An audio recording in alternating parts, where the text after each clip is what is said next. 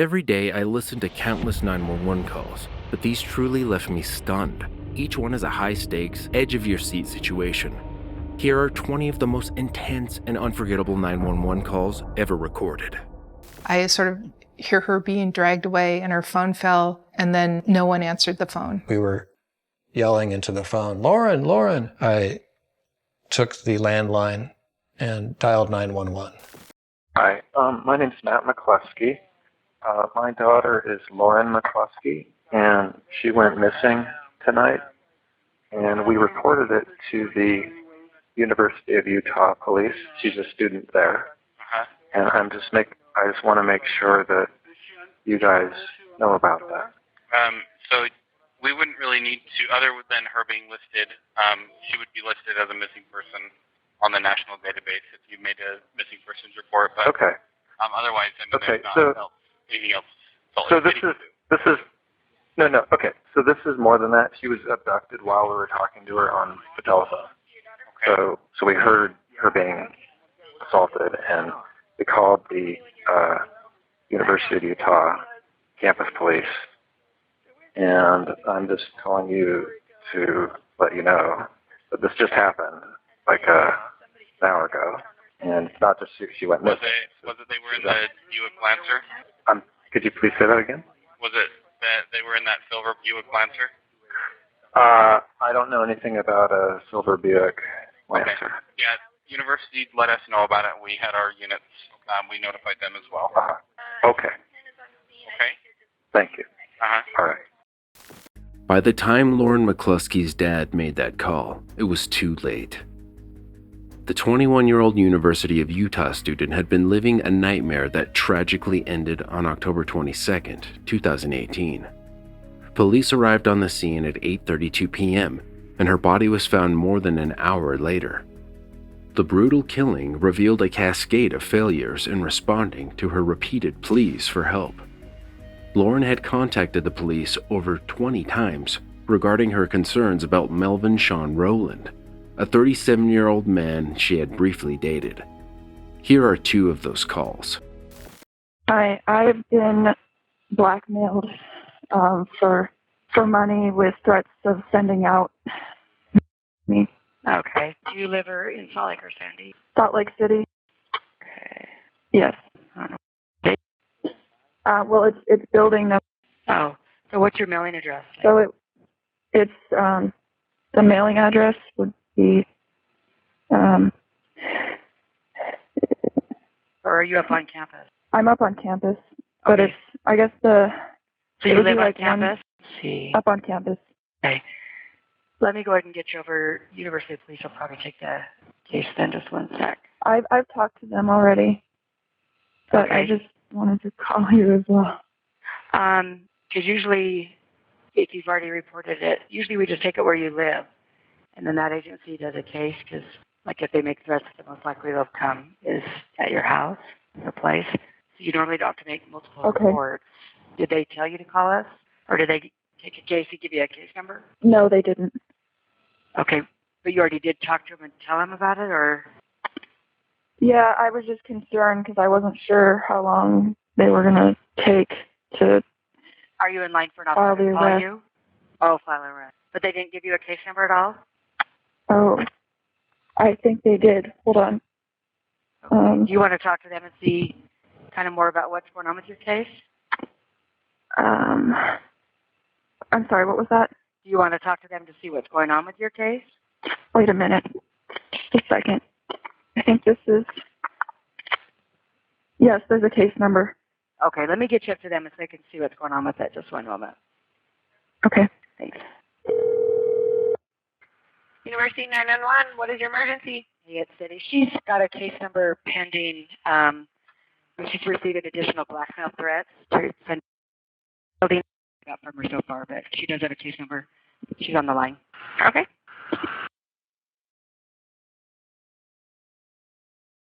Hi. Hi. I'm just. I'm worried because I've been working with the campus police at the U, and last Saturday I reported, and then and I haven't gotten an update. Okay.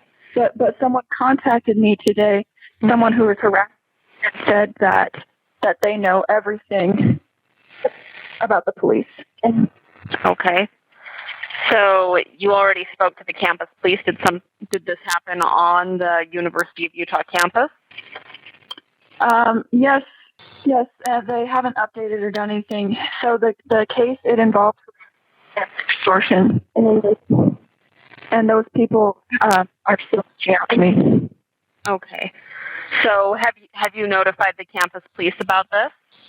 Yes, I have. Okay. And what prompted you to call Salt Lake City Police? Well, I thought it was weird that that there are people who know about the entire case, and the harassers seem to know about it more than me. And I'm concerned there might be an insider who's letting them know about the case. Okay. So with something, because I haven't gotten an update. Yeah. And it's been a week. Okay. With something like that, you would want to contact the campus police back and ask to speak to your detective. If you're concerned, you could ask to a detective supervisor. Since it's another agency's area, the Salt Lake Police wouldn't be involved. Oh, okay. All right. And then make sure you tell them what you told me, that this is getting through to you from the suspects in your case. Okay. So the detective you said is who I should contact? Right. Call the dispatch back and then ask to speak to your detective. Okay. Sounds good. Thank you. All right. And then if anything happens, or if you see them when you're like out and about in Salt Lake City proper, not audit on University of Utah property, and for something like that, we'd be the best people to call. Does that make sense? Yes. Okay. Okay. Thanks. All right. Thank you. Bye. Their relationship began on September 2nd after meeting at a club where Sean Fields was a bouncer. It only lasted about a month before Lauren discovered unsettling truths about her boyfriend. From the start, her friends were concerned about the romance. What made me feel uncomfortable was how he would be calling every single time whenever we would be out, and she would say, "I have to get this." I was like, I'm not necessarily comfortable with how he's treating you. Being kind of controlling. After Lauren told her friends that Sean had planned on getting her a gun, they went to Diamond Jackson, the housing advisor. She then contacted her supervisor to find the best way to escalate the concerns. Email that you sent says, maybe in a potentially harmful relationship, non-resident boyfriend staying with her and her roommate, boyfriend may be getting a gun to keep with her, concern the boyfriend had been tracking Lauren, also that Lauren is not taking care of herself, and these two friends are both worried about Lauren. Lauren ended up seeing his ID and realized he had lied about his name and age. The discovery led her to uncover his past as a registered sex offender. However, when she asked about the records, he told her it was years ago at a frat party, and the girl lied about her age. That was categorically false, and Melvin even admitted in a 2012 parole hearing that there were actually more victims than he had been charged for. So I'd like you to give me kind of a idea of what we're looking at victim-wise. Is that including the women I dated in college, or just women that you felt you took advantage of? I would say every female that I came across dating or met on the internet, I'd say.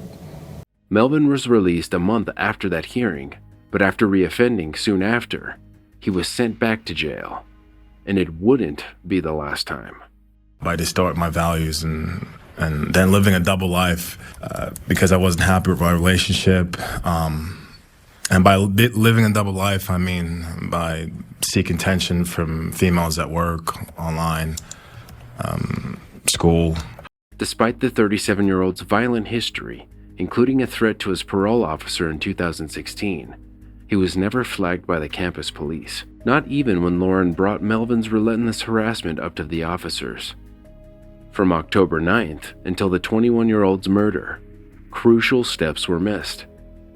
For starters, the police did not notify Melvin's parole agents, and several calls to a campus police officer's cell phone were not recorded.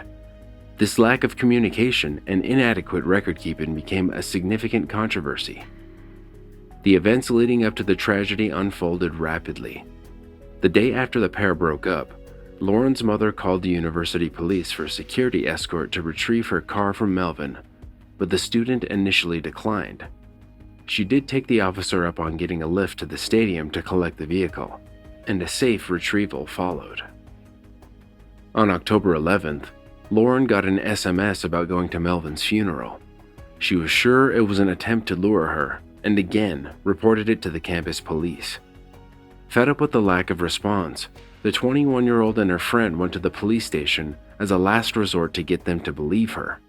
The entire thing was conducted in the reception area of the police department. I felt like they weren't taking it seriously. I do remember them saying, "It's a scam, it's probably a scam." She showed them one of the numbers that was sending her messages was the same number Rowland had when they were in a relationship together. They tell her that the detective was currently not in the office and that Lauren will hear an update by Tuesday. After that, Lauren was in contact with one of the officers, Miguel Deros. She had been passing on all communication directly to him, hoping he would help. It didn't, and there was no contact from the detective assigned her case because they were away. On October 19th, Lauren received an email from the stalker saying that he knew about the entire case and that she shouldn't have gone to the police. More desperate than before, the student reached out to Salt Lake City Police but was just redirected back to the campus. That same day, the detective case finally reached out, saying she had been busy. Even then, Lauren had to resend all the information that had already been given to Deros. "Can I speak to the detective?" And he wanted to know why. And she's like, "Because my family is concerned that nothing's being done." And he's like, "Oh, what? You told your family? I'll contact her now." She told me, "I think I'm annoying them, that I'm calling so much." She specifically told me that. And then I said, "It's their job." Lauren also reported receiving suspicious messages and extortion attempts, leading her to sending $1,000 to prevent the release of compromising photos. But Melvin had told her that he was receiving the messages too. On October 22nd, Lauren got an SMS telling her to go to the deputy at the campus police station. Skeptical, she contacted Officer Deros, who assured her that wasn't the deputy's number. He failed to report the impersonation to his superiors. Even after the pair met up at the university later that day, Deros didn't take any action. That would be the last time he would see the 21-year-old alive. Melvin was in and out of the campus all day, even in Lauren's room while she was in classes.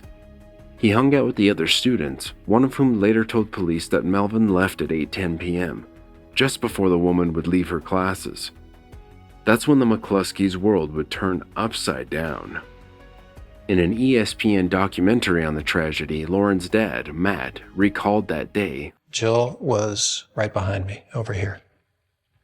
And she was talking to Lauren, so I could hear their conversation. It was very lively, very happy. Lauren was looking forward to things. She was proud that she was making progress on a assignment. So it was a wonderful conversation. She was so happy, and then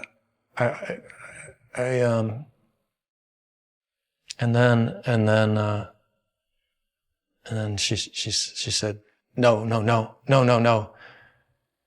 and I knew something was wrong. Lauren had been kidnapped and shot more than 7 times. Her body was discovered in a vehicle at 9:55 p.m., and a campus-wide alert was issued. Possibly the most shocking part of this horrific story, after brutally killing the 21-year-old student, Melvin was picked up by a woman he had organized to go on a date with. The pair went to dinner. He went to her house afterward and even took a shower there. The woman was completely unaware that she had just dined with a killer. When I got home, I saw the picture of this guy, and then I saw that he may have been picked up in a silver Sonata, which is like a description of my car. I saw the picture, but the name isn't the same, or the age. I just really am just like all around just nervous for my safety. I don't know what I need to do. 100% safe? In here, you are fine. Around midnight, police found Melvin Rowland with a self-inflicted gunshot wound in a church that he had broken into. Investigations into how he acquired the weapon led to the arrest of Sarah Emily Lady and Nathan Daniel Vogel, who were implicated in providing the gun. Sarah's case was dismissed after a diversion program, while Nathan received 3 years of probation. Their roles in the tragedy would pale in comparison to the later findings. The University of Utah conducted an independent review of the case, with plans in place to improve student safety. But President Ruth Watkins' outlook left Lauren's parents in disbelief. That said, the report does not offer any reason to believe that this tragedy could have been prevented. Instead, the report offers weaknesses, identifies issues, and provides us with a roadmap for strengthening security on our campus. In the McCluskey's quest for justice, they brought a lawsuit against the University of Utah in October 2020.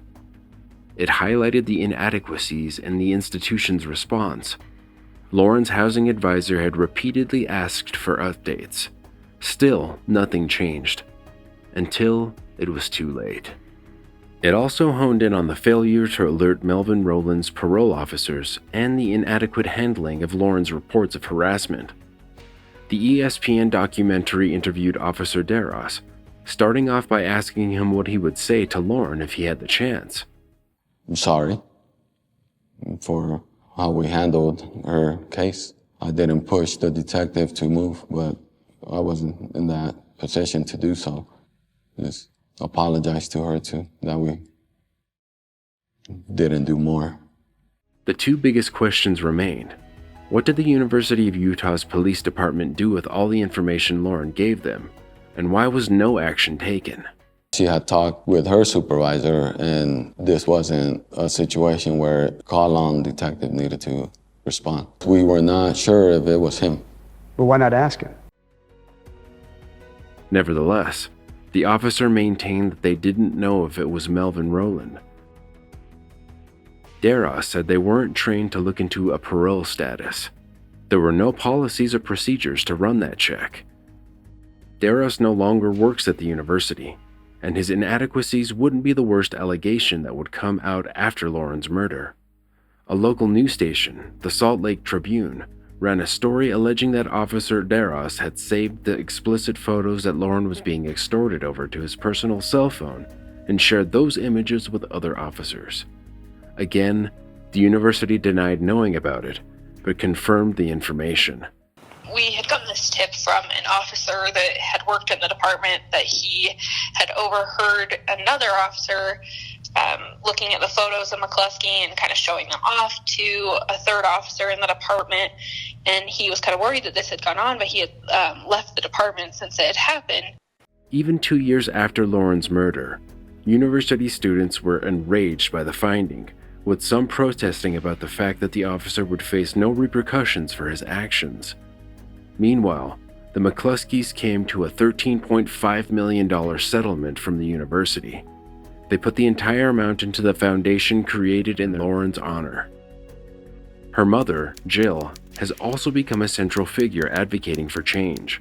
Her relentless pursuit of justice and campus safety reforms highlighted the grave consequences of the university and law enforcement's failure to take Lauren's calls seriously.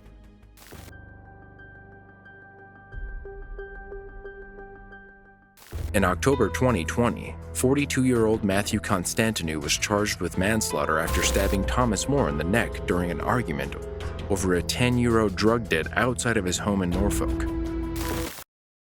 Norfolk Police Emergency, go ahead, caller. Oh yeah, I've just been involved in an altercation at my home. Right, okay, who with? Two guys. Right, are they still there now? No, I think they're up the road, but one of them got quite injured. Right, okay, sir. All right. Just a couple of things before we go any further, right? Just take a deep breath, okay, and just tell me, are you safe indoors? At the moment, yes. Yeah, right. And are you, is there anybody else in the house with you? My mum. Your mum. And your mum's okay, is she? She is. She's fine. A bit shaken up. But... A bit shaken up, yeah, I'm sure. Okay, what I want you to do for me is stay on the line, all right? And I'm going to get some details from you. And we'll get someone out to see you as quickly as we can, all right? So just take a couple of deep breaths and We'll go from there. All right. First of all, can you give me the postcode for your home address, please? And I've got that in North Walsham, yeah? Yeah. Yeah, what's house number, please? It's number... Okay. All right. If I go quiet any time during this call, I am still here, okay? Okay. It's just but I'm just typing away in the background. What's your surname, mate? Constantinou. So that's Constantino? You at the end. Yep. Oh, sorry, you, is it? Constantinou, right, okay. Yeah. And what's your first name, please? Matthew. Matthew. All right, to call you Matthew, is it? Yeah. Yeah, all right, Matthew. My name's... All right. What's your date of birth, please? Okay. And I've got your mobile number is coming up as... Yeah. All right. These two men that turned up at your house, do you know who they are? I know one of them. Right. Okay. Just bear with me while I just type out something you told me already. So 2 minutes. So it's been an altercation, yeah? Right. Have any weapons been used? Yes. Okay. But all right. I want to sort of have legal representation before I sort of go into any detail. Right. No, that's fine. Okay. What I need to know, obviously, I'm sending police officers out. Okay. Yeah. And I need to know that those officers are safe. So I'm not asking you to incriminate yourself. Okay. You're not under caution. As far as I know, I think an ambulance is required, to be honest. Right. Okay. Can I ask you what has been used to cause the injuries? Just tell me that. I'd rather not say. Right, Matthew. You understand why I'm asking you the question? It's not to incriminate you. Okay. I don't understand the law. A lot's happened, right? And for fear of incriminating myself, yeah. Well, you're not. I don't want to give too much details. No, you're not going to. All right. Okay. So, right. what are the extent of the injuries that you think you've caused to this individual? Quite severe. Are these injuries? I mean, are they going to be? Is he going to be bleeding? Is he going to have broken? Yes, very profusely from his neck. Right. Now, when I get police officers to come and see you, okay, I need to know that those officers are going to be safe. Have you got any weapons? Me? Yeah, we're going to need to come and see you because you're the victim of whatever's happened here, okay? So I need to know that those officers are going to be safe. Have you got any weapons on you or anything on you that you're going to use to harm yourself or harm those officers? Absolutely not. Right, that's fine, mate. You understand why I'm asking you the question? It's a standard question I would ask anybody. I'm worried about their safety as much as mine. Right. They've got nothing to fear coming to me. I'm more worried at this stage about an ambulance getting to that guy. Moore, who Constantinou allegedly did not know before the altercation, had reportedly arrived at Constantinou's home in Antigan Drive, North Walsham, with Ricky Marshall. According to Constantinou, he knew Marshall reasonably well, and he admitted to occasionally buying cannabis from him. The argument occurred after Moore and Marshall had visited the home and spoken with Constantinou's mother, who answered the door and had supposedly handed them the 10 euros and asked them to leave. Constantinou then reportedly appeared with a baseball bat and chased the men from the house and onto Backton Road, where the argument occurred and Moore was stabbed once in the neck. Neighbors had alerted police, and CPR was performed on Moore, but paramedics pronounced him dead at the scene shortly after midnight. After the altercation took place, Constantinou went home to dial 999 and report that he believed that he had seriously injured someone. Police went back to his home and arrested Constantinou on charges of grievous bodily harm. He was taken to Aylsham Police Investigation Center and further charged with murder. During his 11-day trial in May 2021, Constantinou pled self-defense and denied the murder charges. Throughout the trial, the jury heard how the altercation began, and the man's charges of murder were replaced with charges of manslaughter. He was sentenced to 9 years in prison. Detective Inspector Louis Kraske stated after the trial that this incident quickly escalated into a violent attack in which a man needlessly lost his life. These moments of violence are often short-lived but have serious long-term consequences for those involved and their families. The result is there are no winners, with the lives of people changed forever.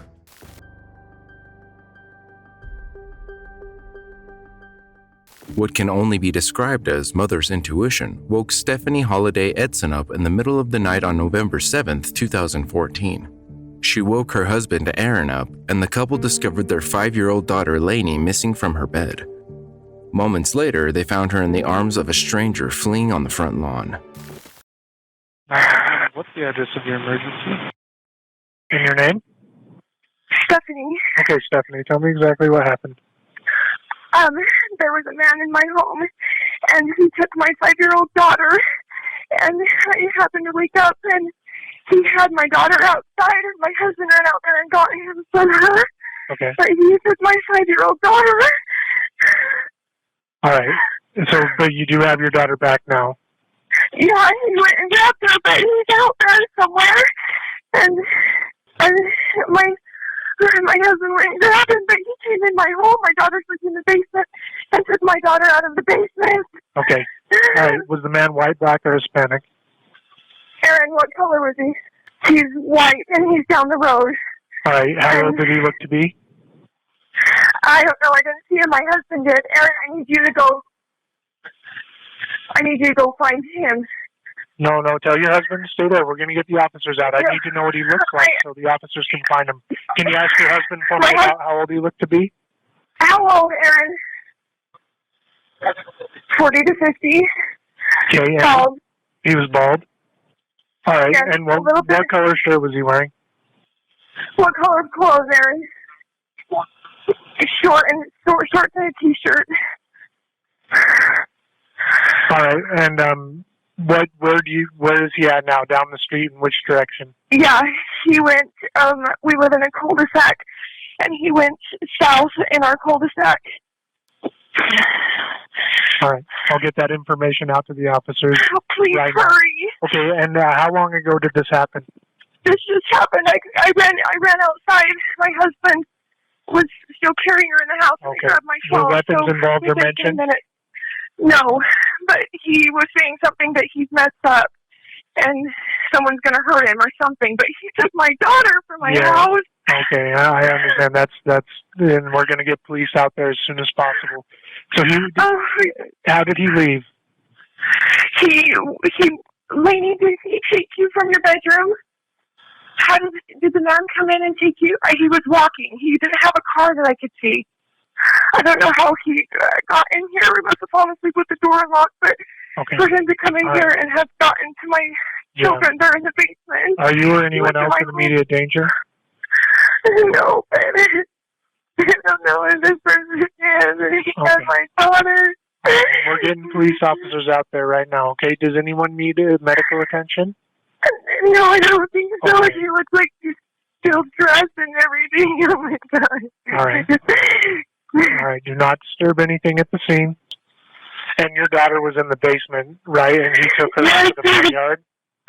Yeah, we heard the front door open. I heard her talking. And she's just the sweetest little thing. And I heard her voice, and we ran out. And my husband couldn't really see because he has contacts. You know what I mean? Like, right. We just bolted because I heard the screen door. And what is he, white, black, or Hispanic? I didn't see him at all. My husband said he's white. No, not but your husband. Because I don't want the officers to stop your husband. Yeah. Oh, you know what? And my husband is also, he's bald with a beard, a short shaved beard. He has on Chicago Bears pajama pants and a zip-up hoodie. All right, this wasn't someone that you guys knew at all, right? No. Okay.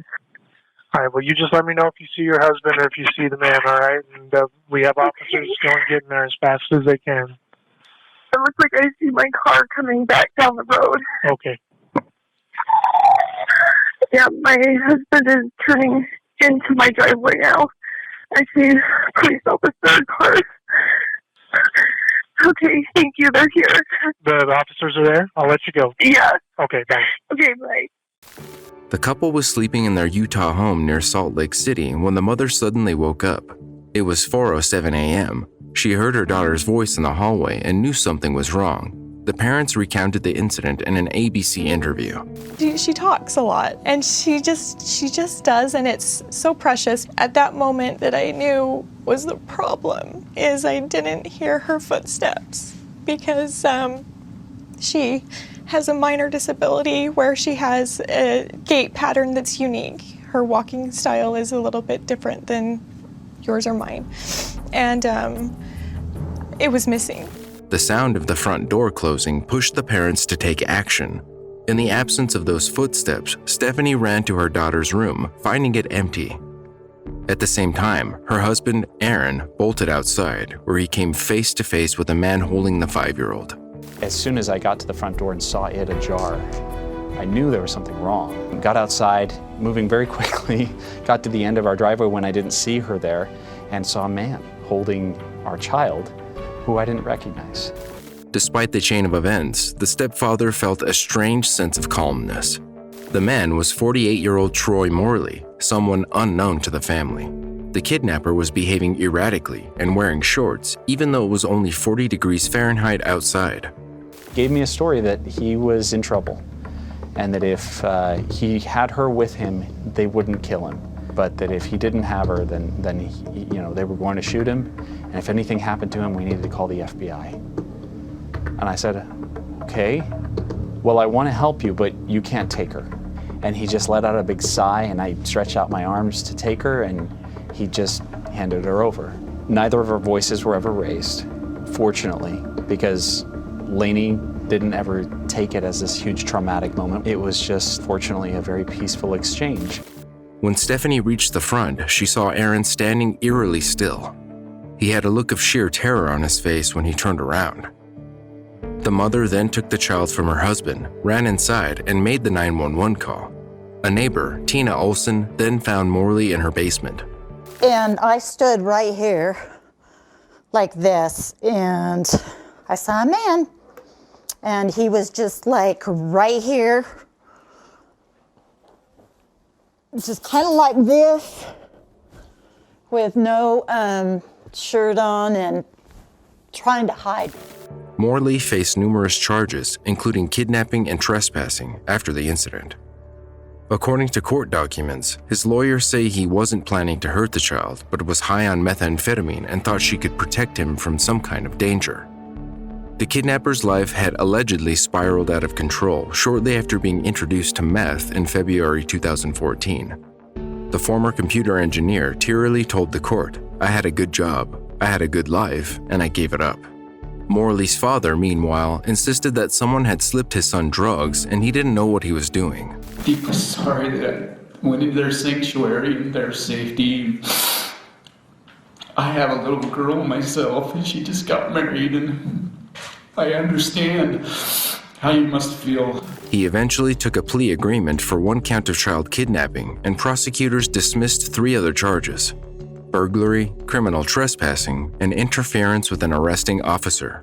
Morley wept as he was handed a minimum of 6 years in jail. After the attempted kidnapping, the Edson family had to move home. Although they initially said the child was okay, Aaron later said he still has to be careful not to scare Laney when he wakes her up.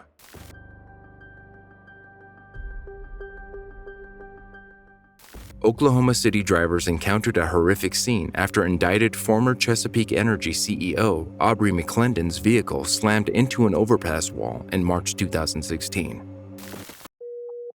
Oklahoma City 911.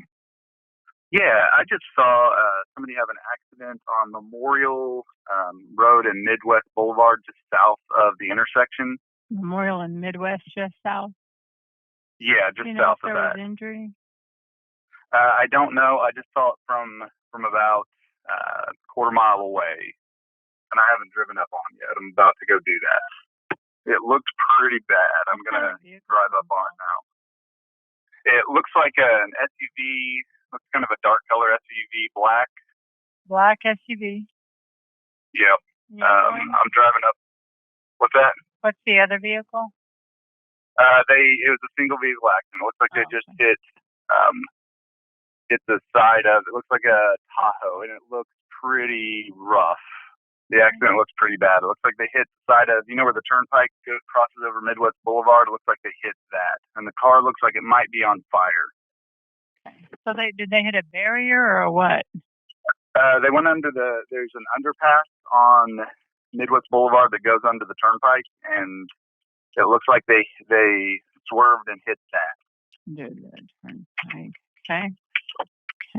Let me know if you're able to tell how many people might be inside. What's your name? My name is Shane Kempton. You think the car is on fire? Yeah, I do actually see the car on fire. Okay. So, Okay, we got a lot of help that way. okay, yeah, you might want to send, definitely send an ambulance and the fire truck as well. Yeah, they're on the way. If you find out that maybe there's several injured and like needing more than one ambulance, call us right back, okay? And you pulled your vehicle safely out of the way, right? Yeah, I'm off the side of the road. Okay. So, Okay, thank you. all right, bye. Bye-bye. Oklahoma City 911. Hey, I'm driving right now. There is a very serious accident at Midwest Boulevard and Memorial underneath the bridge here for the street that goes over it. I think this is 44. There is a Tahoe that is completely impacted within. The cab is completely crushed. Oh my goodness. Okay. What color is it? And there's fire. There's fire back there. There's fire. Under the turnpike? Yeah, the vehicle is on fire. Okay. So the Tahoe's on fire? Yeah. There's Okay. two guys running up to the car right now. Okay. Okay, we'll get it reported. Are you guys involved? No, we just pulled onto it. Yeah. Okay. And does it look like anybody's in that car? We can't tell. I can't tell. There's it looks like either a nurse or a doctor here. The fire is really escalating. Okay. Okay, we'll get it reported. Thank you. No problem. What address you need the fire department? Hey, fire, this is PD. At Hey. that 82 at Memorial and Midwest, did you guys get information that the Tahoe's now on fire? Let me pull that. What's on fire now? One of the vehicles involved is almost engulfed in flames. Okay. And it's the Tahoe, and the Tahoe is actually, the front end is completely gone. Now, is that in the garage or is that outside? No, that's at Memorial and Midwest Boulevard. Okay, yeah. In the notes it shows your fire is spreading, and as you said, the Tahoe is involved. Yeah. Okay. I just We'll wanted to let you know. I didn't know if you knew that the car was on fire. okay. We'll make sure they know too. Thank you. Hey, appreciate it. Uh-huh. Oklahoma City 911. Yeah, hey, I'm calling to report an accident. Somebody's probably already called, but it's on Midwest Boulevard, like right under the Kilpatrick Turnpike between 122nd and Memorial. A car is on fire. It looks like there's about 4 cars involved. Okay, let me check that. I was just driving down the road and I see it, and there's no emergency vehicles here yet. Is it on the Kilpatrick? No, it's on Midwest Boulevard, like under the overpass. Okay, so it doesn't look like we have it. Is it on 122nd and Midwest Boulevard? No, it's on Midwest Boulevard, right between 122nd and Memorial, where the Kilpatrick Turnpike goes over Midwest Boulevard. Okay. It's under the overpass. And it's an accident and the vehicle's on fire? Yes, it's like bursting into flames right now. What kind of car is it? Can you tell?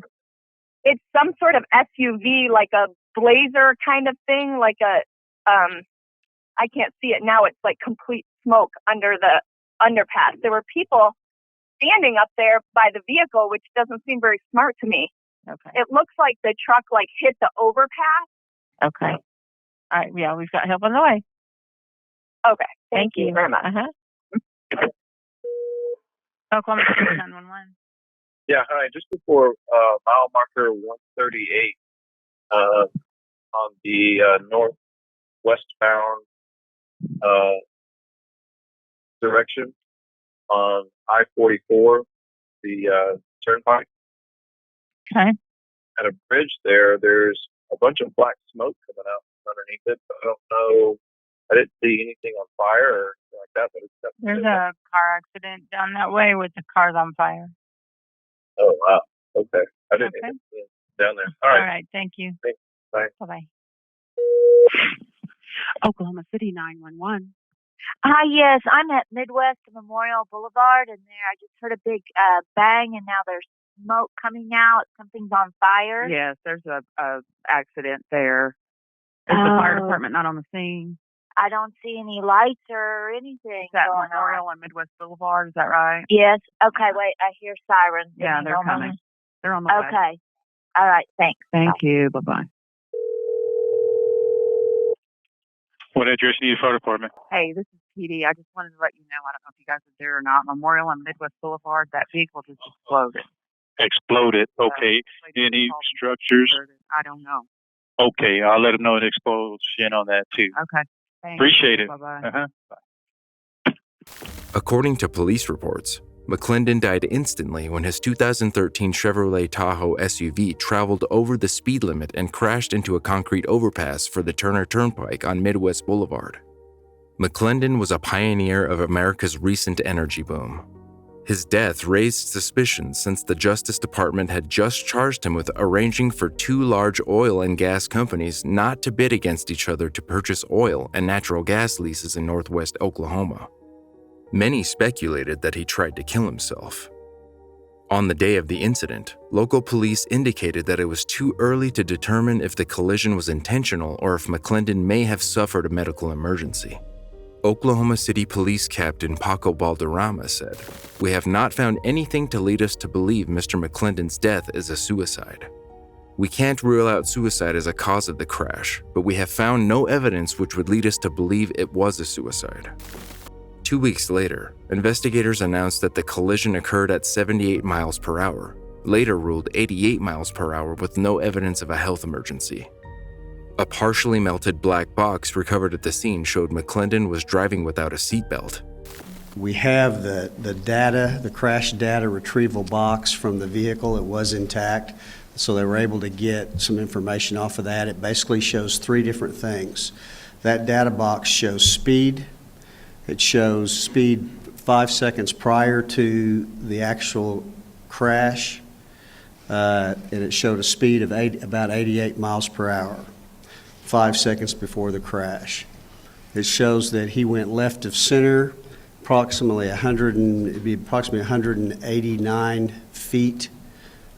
He would start to go left of center at about 189 feet prior to that point of impact on that bridge.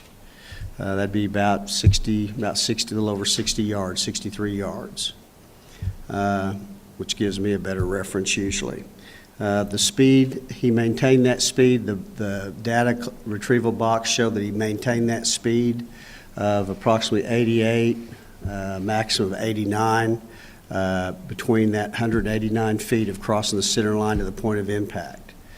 The medical examiner classified the death as an accident. McClendon was regarded as a very optimistic person by several people who knew him well. We've all lost a great champion and a great friend. Billionaire oil tycoon T. Boone Pickens said in a statement, "No individual is without flaws, but his impact on American energy will be long-lasting."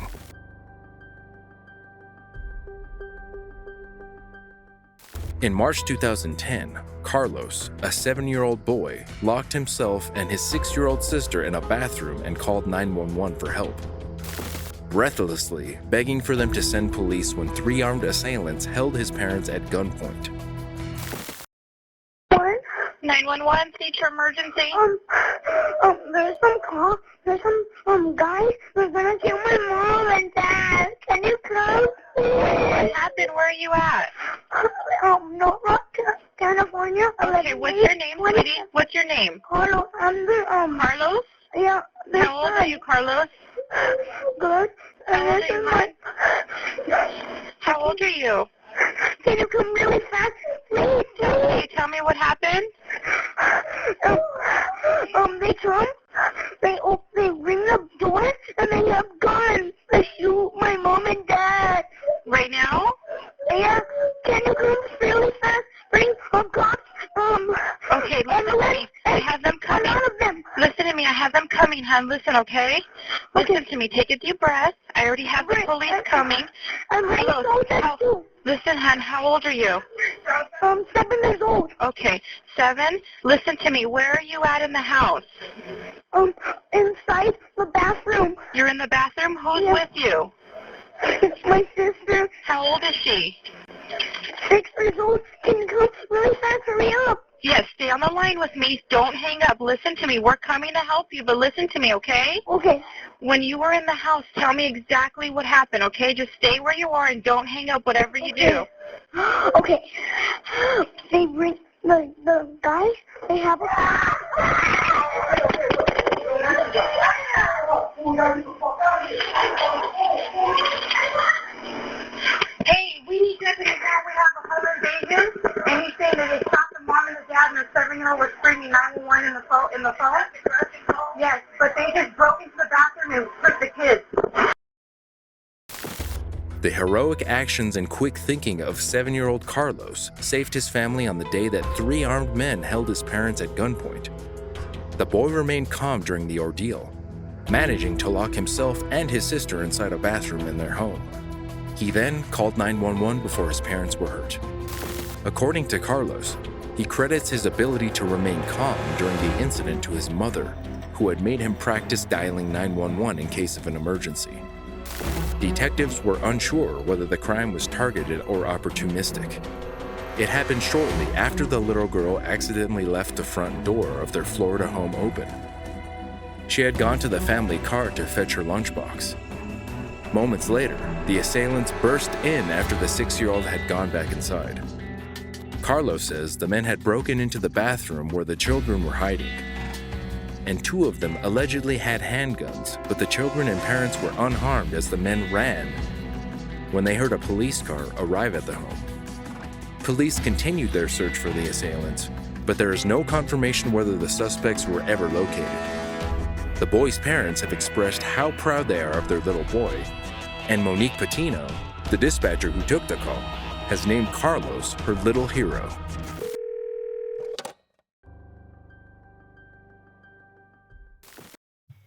What's the address of the emergency? 911, sit down! You got it? We need 911 right now, ma'am. He's knocked out. He's not waking up. We need 911 right now. Okay. Stay on the line with me. All right. Stay with. Heart beating strong. His heart's beating. Is his heart okay? I mean, wait. There's 2 of them. Stay with me. I am. My name is still here, okay? We're getting a dispatch. Is the child responding?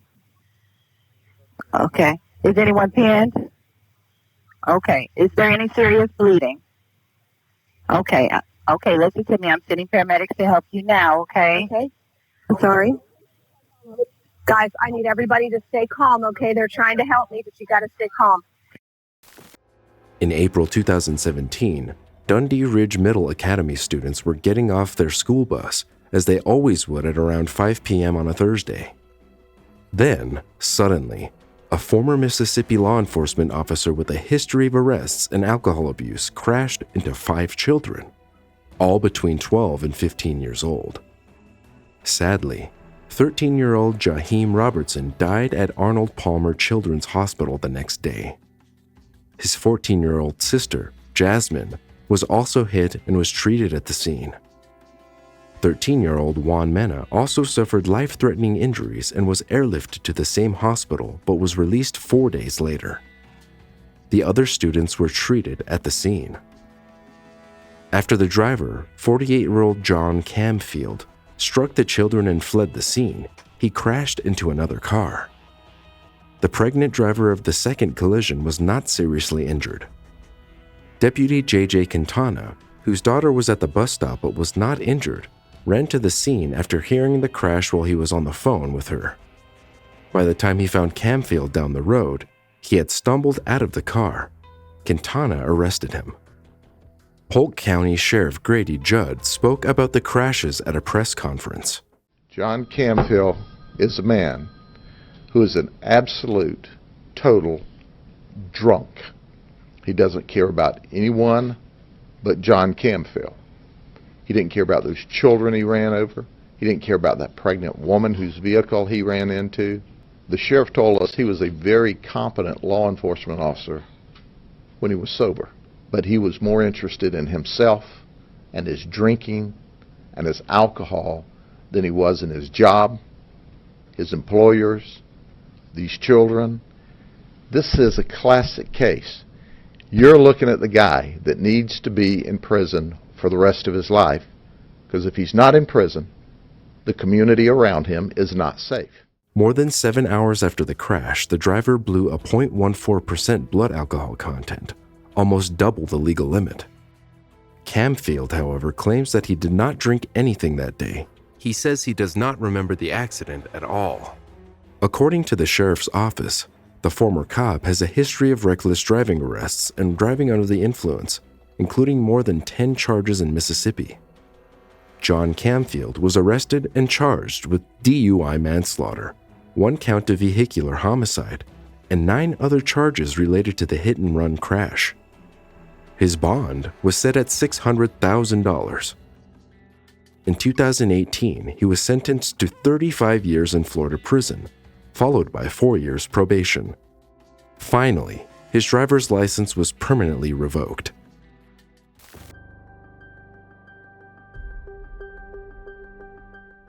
An after-work Walmart shopping trip in Beaver Creek near Dayton turned fatal on August 5, 2014, when customer Ronald Ritchie called 911 claiming a man had been pointing a gun at fellow customers. Beaver Creek 911, where's your emergency? I'm at the Beaver Creek Walmart. There's a gentleman walking around with a gun in the store. Is he got it pulled out? Yeah, he's like pointing at people. What does he look like? He's a black male, probably about 6 foot tall. Okay. What's he wearing? Blue shirt, blue pants. Where's he at now? He's over in the pet. Can I have your name, please? My name is Ronald Ritchie. Ronald? Yes, he's like loading it right now. All right, Mr. Ritchie, hold on 1 second, okay? Not a problem. I'm still on the phone with you. This is Fairborn, but they're probably sending somebody. Okay. So I'm just gonna stay on the phone with you. Okay. What's he doing now? He looks like he's just trying to load it. He's just trying to load it? Yeah. Confirmed. Okay. He's still in the pets area? Yeah. Okay. What's he loading it with? Do you see? I have no idea. I'm not getting that close to Okay, him. that's fine. Has he got people that he's pointing it around now? I can't tell if there's anybody he's pointing it at right now, but it looks like he's like aiming at things. Okay. Okay, are you there? Yes, I'm here. Where is he at now? He's still in the pet section. Just looks like, I don't know what he's trying to do. He's just like pointing at 46. I'm still being around. 2023. Beaver Creek? Yes. It's Fairborn. Do you guys need any help that way? Not yet. Okay. Thank you. Stay on the line. I let my sergeant know just in case. Thank you. You're welcome. Okay, sir, tell me what's going on now. I don't know what he's just like looking around, waving it back and forth. Okay. Sir, what type of gun is it? Is it a shotgun or is it a handgun? It looks like a rifle. What color is it? Black. The black white rifle? Yeah. All right, you said you saw him load it? He looked like he was trying to load it. I don't know. Affirmative. I have an officer there. You have an officer here? I also have another officer on He's scene. in the back corner of pets right now. He's a black male. What's he wearing?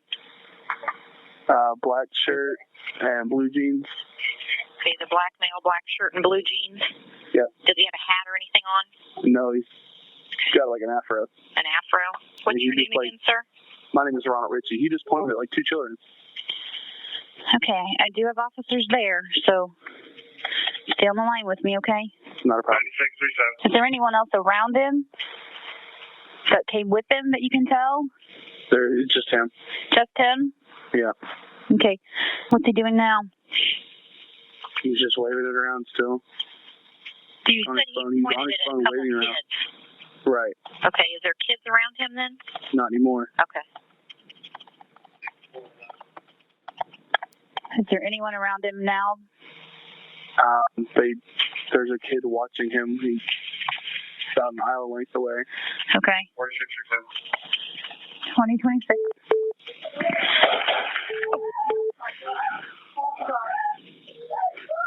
Sir, what's going on? Gunshots in the store. Hey, which corner of the store? Police officers are here. They're on the scene. All right. I just had any shots fired. Start an ambulance. You're clear, 2027. Sir, I'm gonna stay on the phone with you, okay? Yeah. Okay. All right. Who's down? Officers coming toward me. Okay. Well, I don't know. 76, you're clear, 2027. Okay. Sir, I'm gonna put He's running. Are you kidding me? He's running? Where's he going? He's down. Never mind. He's down? Yeah, I heard he's running. You're clear, 2027. All right, sir. I'm going to put you on hold 1 second, okay? You're fine. You're fine.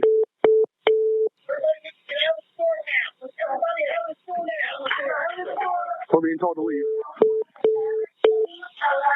Ma'am? Babe, come here. No, I'm sorry. I understand. I want you here with me.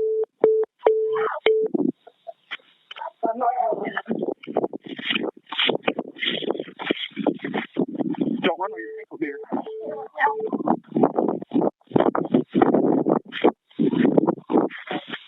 Turn.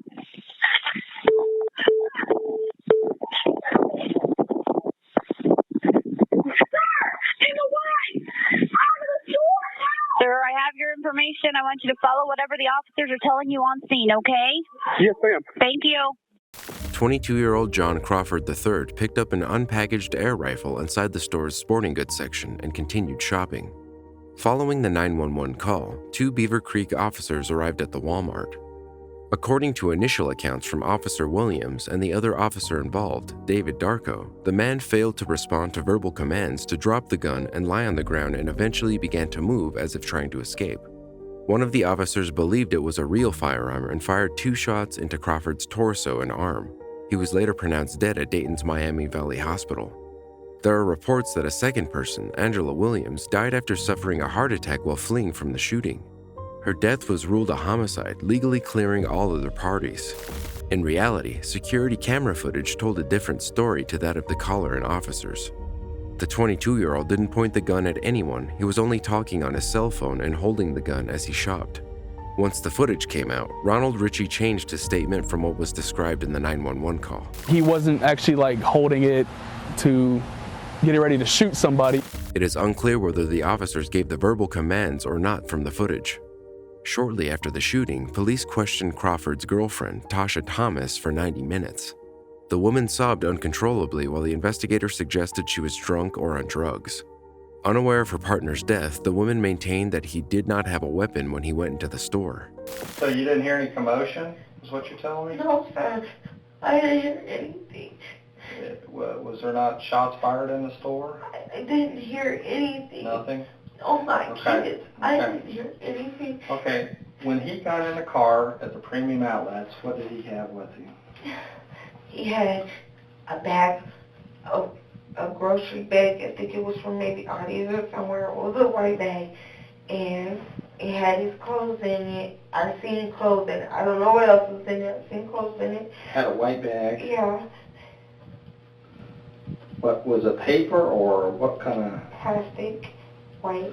White plastic bag? Are we talking a... Like grocery bag. Like a grocery bag? Yeah. And what else do you have? His body. Huh? Just his body, nothing. Did he have a coat on? Like I said, I haven't seen him. No. Okay. Did he have a weapon? No, nothing I know of. Now I want to be very clear, okay? That man got a weapon at some point, I understand, okay? Mm-hmm. That man produced that weapon. Mm-hmm. That man had the weapon when you picked him up, you had it in your car or something. Mm-hmm. You understand that we're investigating a serious incident. You lied to me, and you might be on your way to jail. So I want to be very clear about this. I swear to God. I swear to God. Oh my kids, I have a job and a family on everything I love. That's the officer. I didn't ask. Where did he get this gun? Sir, I don't know. I swear to God. Sir, I swear to God. I don't know. On everything I love, you can give me a lie detector test and everything. I swear to God. So he got in your car, he had a white bag, he never made any noise about doing anything to his ex or anything like that? No, sir. Was she in the store? No, sir. She was in Cincinnati, to my understanding. Okay. You didn't know he had a firearm? Yes. Is that what they're going to tell me? I wasn't with him. Yes, sir. I wasn't with him. Are they going to tell me that he got in your car and did not have a firearm in his possession? I can't tell you what. Listen, I want to be very clear with you that Dude, I you're have not a job playing at games here, okay? And I have a serious incident to investigate. I understand. And as I understand it, that man had his hand on a gun at some point. I don't know all the details. I'm going to find out. Right. But my first step is to talk to you, and you were with him. You were with him just moments before this happened. You need to tell me the truth. I am. I This swear is to God. I swear to God. I am. I swear to God. At some point, as I understand it, John produced a gun. You were with him just moments before that, weren't you? I understand that, yes, sir. Okay, tell me where you got the gun from. Sir, I don't know. I honestly don't know. And the truth is, you knew at some point he did carry a gun, isn't it? Isn't it true? Sir. No, sir, I didn't know. I swear I didn't know. Tasha, I'm having trouble with this. Please give me a lighter, sir. Anything, I'm being honest. That might come in the future, but Please, you do nothing. So you saw this man every day, you're telling me, right? I've seen him every day since we came back from Georgia. We just got back from Georgia on Sunday. I dropped him off at his house Sunday. When we came back, I went home. I left my house on Monday morning to go to work. I left my job Monday afternoon. I went home. I checked on my kids. My mom said everything was copacetic. I went to his house, which is where he resides at his mother's house that I know about. Mm-hmm. Spent the night there. We were playing with his son. His son wasn't feeling good. He's 4 months old. I took him to Myers to get some medicine for his son, took him back to his house, to his mother, where we were all sitting in the front room. I got up, probably about 7:30. I went to work. I had to be to work by 9 o'clock. I clocked into my job at 9:30. Okay. I left my job. I talked to him. He said that he was at court with his mother and father because they had a custody hearing. He was at court with mom and dad? That's what he said. Over Lisa. And you didn't see that in the car at all? No, I wouldn't It was like a plastic bag, though. It wasn't a big bag. No, it was like, like a bag like you get from like Save-A-Lot or Audis, come out, plastic bag. I don't. I'm being honest. Okay, all right. As a result of this, I don't know any other way to tell you. I mean, what happened there wasn't a good thing, and as a result of his actions, he is gone. You sure you don't want your mom back here? Okay.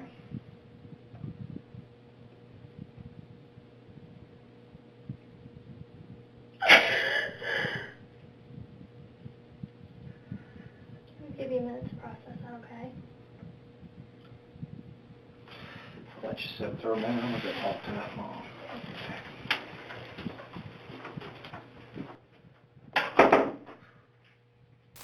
After seeing the interrogation footage, the family lawyer, Tom Wright, said at this point the police already knew it was a toy gun and they were pushing Tasha for something that would incriminate the victim.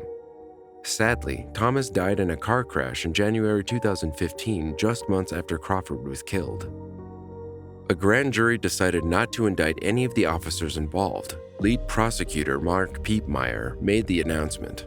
The grand jury deliberated and they returned no indictment. They decided that the police officers and the police officer in particular that fired the shots was justified in doing what he did.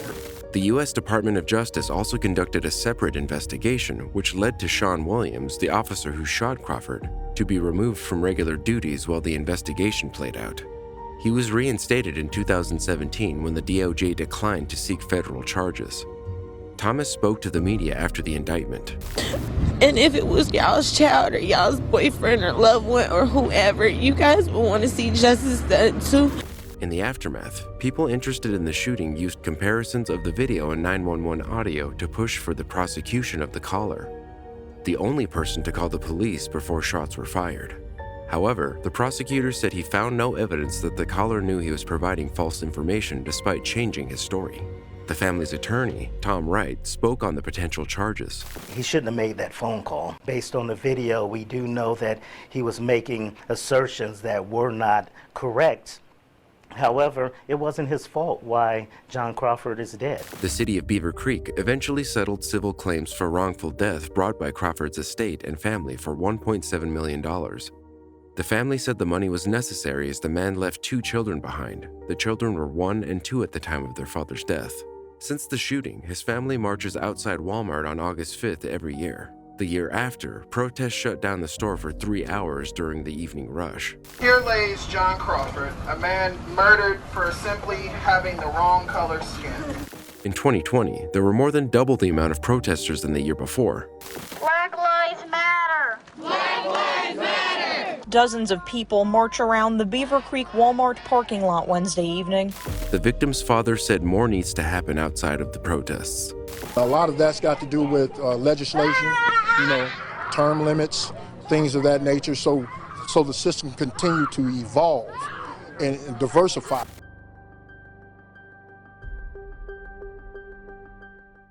Scott Schmidt of the City of Appleton Fire Department shot his estranged wife and mother-in-law in April 2009 after an argument. Schmidt was arrested by authorities moments later. Go to the bathroom, honey. In there.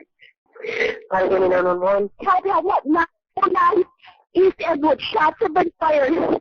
Where? What is? East Edgewood. He's got her in the driveway, right across from Fox Valley Lutheran. Okay, what's he shooting at? He's shooting at me. He's shooting at her. I've been shot. She's been shot. He's got it on the ground in the driveway. Who is that? Son-in-law. Scott Eric Schmidt. He has a gun. He shot me. He has shot her. He's got it on the ground. These 2 little kids here. Please. Oh, sorry. Are they both outside? What? Are they both outside? I can't understand you. Are they outside? Yes, they're in the driveway. I've got the 2 little kids in the house. Please. Okay, I'm going to see what he's doing. Ernest? Oh, my God. You know what the exact address is? We're going to get left. Calm down to me. What is the exact address? 909 East Edgewood. That's your address, right? What's their address? That's our address. That's our address. He still got the gun. Okay, where did he go? He's in the driveway with her. Oh, my God. He's got it. Please hurry. Someone, an officer is on the way, okay? We knew he was going to do this. We knew it. Who lives there? My son-in-law, my daughter's house. Please. So you think that... He's out there now with her. He shot me in the chest. He shot her. Are you there now? I'm here now. I got the... Is she breathing? Is she breathing? In the driveway. He still got the gun. Okay, he still got the gun in the driveway. Okay. Yes. There's a medical call. He's not conscious. Shot in the chest. It's my son-in-law. So it's a male, not a female? Oh, my God. Ma'am, help me here. Is it a male or female? A female, 2 females. Me and my daughter. Ma'am, please. You've got 2 people that are shot or 1? Yeah, 2. That's female. He's in the chest. He's not supposed to have any guns. He's on felony charges. What is his name? What is his name? Scott Eric Schmidt. And where did he go with the gun? He's in the driveway with it in his hand. What kind of gun is it? A small handgun. I don't know guns. A small handgun. Hand. What's he wearing? A navy blue fire department jacket. A blue fire department jacket? Please give me everyone's here. He doesn't look like he's conscious. Ma'am, they're on the way. They're on the way, okay? Help me. Okay? Are you injured also, you said? Yes, he got me in the chest. Okay, all right. I need you to get away from him right now. Yes, I am. Ma'am, get away from him. Oh, my God, he's dead. He's dead. Oh, my God. Now, Kelly's your daughter-in-law? It's my daughter. My daughter. Oh, my God. What's Kelly's last name? Oh, my God. What's Kelly's last name? Kelly Wing. Kelly, tell me again. I didn't understand. Oh, Kelly, are you all right? Oh, my God. Is she awake? Oh, my God. Can you tell me if she's breathing? Oh, my God, I don't know. Ma'am, can you stand down and look at her? I want you to tell me. I need information from you. You gotta help me. Ask me what you want. Tell me if she is breathing. Yeah. What? You just grasped? Yes. So she was breathing? Where did he go? I don't know. Yeah, he came out the door with the gun. Shot her. She was on the ground. She yelled to me to get out of here. But I tried to protect her, and he got me. Okay. He went right after her. He had a plan here. He knew what he was doing. No. We're all in the see you in jail. What is your name? My name is Barbara Wing. Oh, my God. Yes. Barbara Wing. Okay. Okay, fine. All right, don't address him anymore, okay? Ambulance and police have been on the way. They've got numerous help coming for you, okay? Please hurry. I don't know if she's breathing. You say you don't know if she's breathing? Oh, I love you. Did he go back inside? No, the police officer has him go up to the car. Okay, the police have him now? Okay. All right, bye. The ambulance is on the way too, okay? I don't know. She fell on the ground and he shot her like a couple of times, I believe. And then he shot me. And it was just, oh, please. Is she breathing? Oh, my God, kill me. It's her chest rising, Bob. Take a look for me, okay? It's her chest rising? I didn't hear what you said. Let's see what her kids here. Okay. Is her chest rising? Is what? Is her chest rising? A chest rising? Is her chest rising? She's getting air? I'm not sure right now, no. Okay. Are those two little children your grandchildren? Okay. Are those two little children your grandchildren, Bob? My grandchildren are here. They are there? Yeah. I'm not sure. I think it got me. It burned. Okay, let me talk to you as an officer. I'm going to let you go, okay? You don't mind. There's two little kids in there. One's 2 and one's 4. 38-year-old Scott Schmidt, a decorated 15-year fire department veteran, had reportedly been off duty when he arrived at the Grand Chute home that he had once shared with his estranged wife. After a fight broke out between them, he shot her and her mother, Barbara Wing. Wing was able to contact 911 before Schmidt shot his 39-year-old wife, Kelly Wing Schmidt, several more times, killing her. Appleton City and Fire Department leaders were reportedly aware that Schmidt had been dealing with personal and legal issues and offered him counseling. According to Mayor Tim Hanna, Schmidt was facing 2 criminal charges. In the previous September, he was convicted of a misdemeanor charge of disorderly conduct when he had threatened to kill his wife during a domestic dispute. He had also reportedly been due at the Calumet County Court for being charged with causing injury by drunk driving. The victim's mother testified in court and described the ordeal that ended with her daughter's death. She told the court that she remembered her daughter yelling to her from the bathroom, telling her that he's got a gun and that she must get the kids and get out before he shoots them as well. She testified that she went outside, saw her daughter on the ground, and approached Schmidt. And as I came up to him, he turned just slightly, and I walked up to him. He just calmly raised his gun and shot me, Wing said.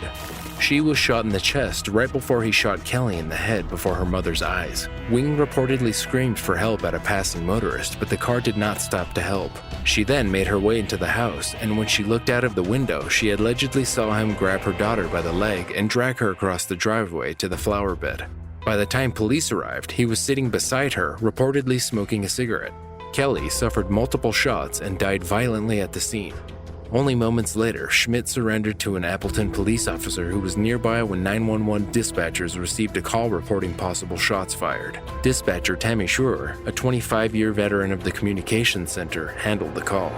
The Grand Chute detective, Michael Bardline, who first talked to Schmidt, said Schmidt told him that an argument escalated and he shot his wife. Schmidt was booked into the Allegheny County Jail and charged with first-degree intentional homicide and attempted first-degree intentional homicide. Kelly's co-workers at Beta Clark Medical Center, where she worked as a paramedic student, remembered their friend as caring, genuine, and full of life. She was 4 months away from completing her course to become a paramedic. They began to sell purple and pink ribbons to honor her memory to raise money for her funeral and her family.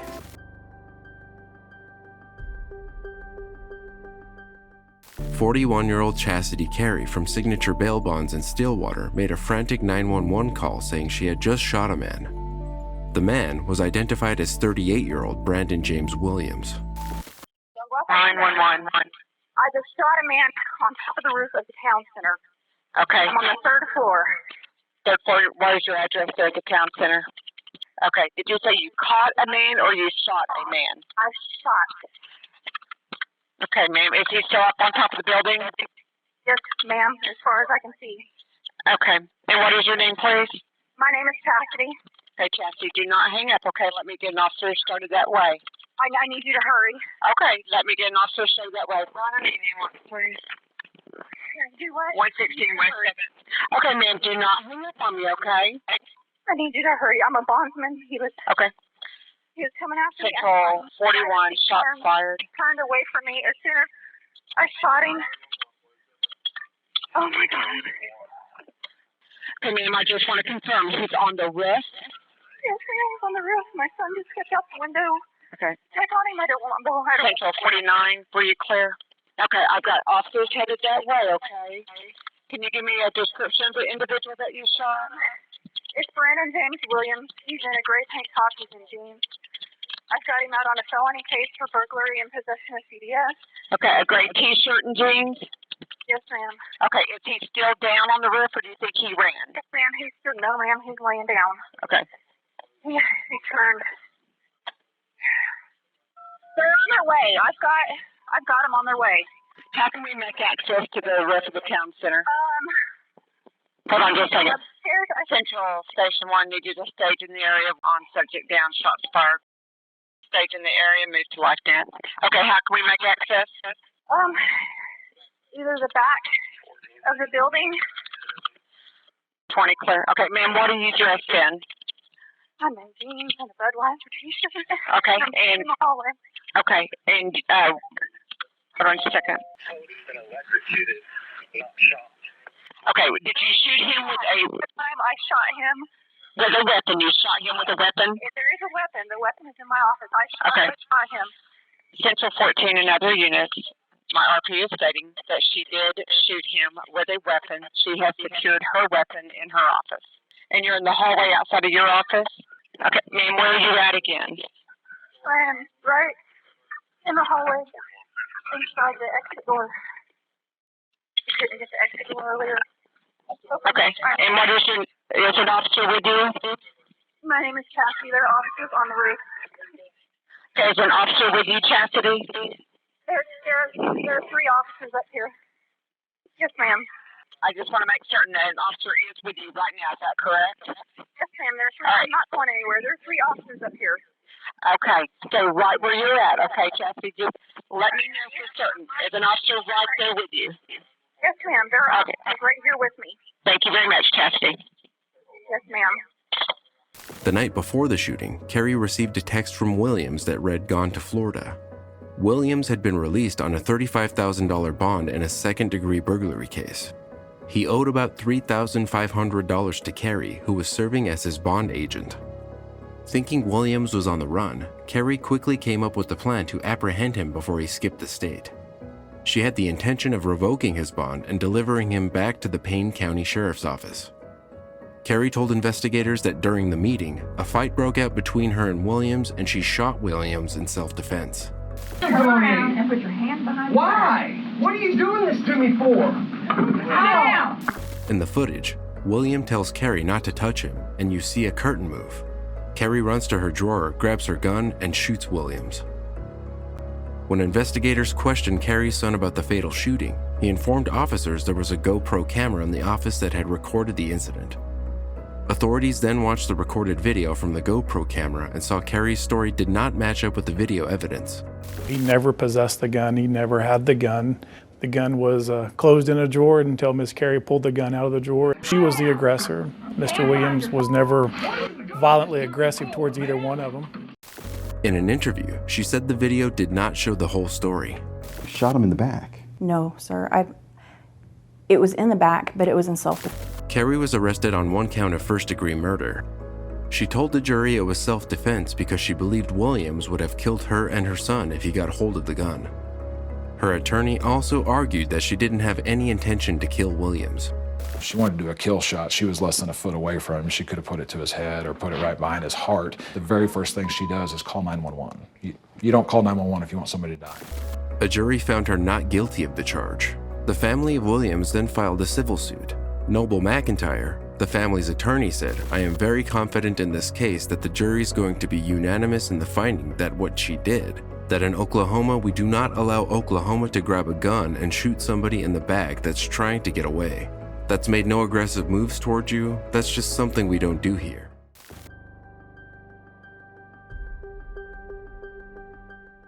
During a violent 2014 home invasion, a Florida homeowner called 911 and was transferred to voicemail. At the height of the incident, the dispatcher tried passing the call from the fire department to the police. 911 with the emergency. Emergency 911. Sir? Hello? What's the street name? Hello? Hello? Hello?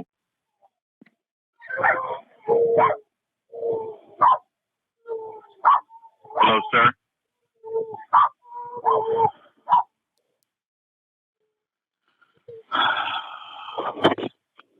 Hello? Hello, who is this? This is Pasco County 911. I need you to stay on the line with me. What's the address? What's our address, Dave? Yes. Okay. What's going on there? Somebody just came to my house. 4 people just came to my house. They beat the shit out of me and my wife and my stepmother. Okay. And they robbed us. They took our TV. They didn't take our TV. They didn't take our axe or nothing. They whipped me. I have a newborn son. They ran through our garage. They pulled our garage door open. Okay. I'm gonna get you on the line with law enforcement. I don't want you to hang up, all right?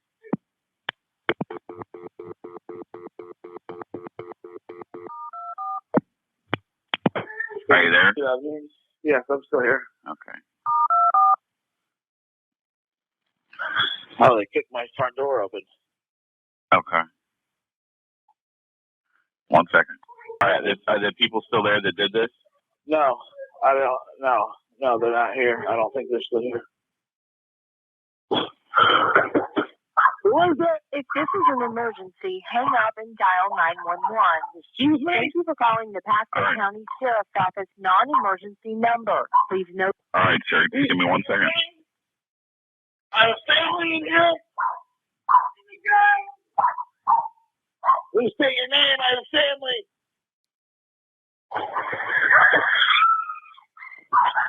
Back up, motherfucker. If this is an emergency, hang up and dial 911. Thank you for calling the Pasco. All right. Getting law enforcement on the line. You shot somebody? Sir, listen. Did you shoot somebody? Yes, I shot him. Okay. I'm here. All right. It's going to be called 211. He shot somebody. He reported a robbery. You just shot someone? Yeah. How long ago? Sir, can you speak with the dispatcher? Hello, sir. Yeah, are you there? Yeah. You shot someone? Yeah. How long ago? Leave sir. now. Yes, sir. Yeah. They're in my driveway. What are they doing? They're trying to shoot us. Are they returning fire? They return fire and they're. 1 second, please. Please hurry. I am, sir. I'm getting them there as fast as possible, sir. Stay on the phone with me, sir. What is your name? Hello? Oh, he hung up.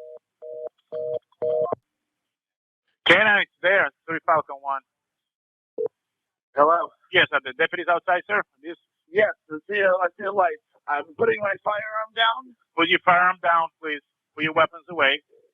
I'm emptying the clip. I'm emptying it. It is no longer armed. I got my cell phone out. Okay, you're walking outside. What is your name?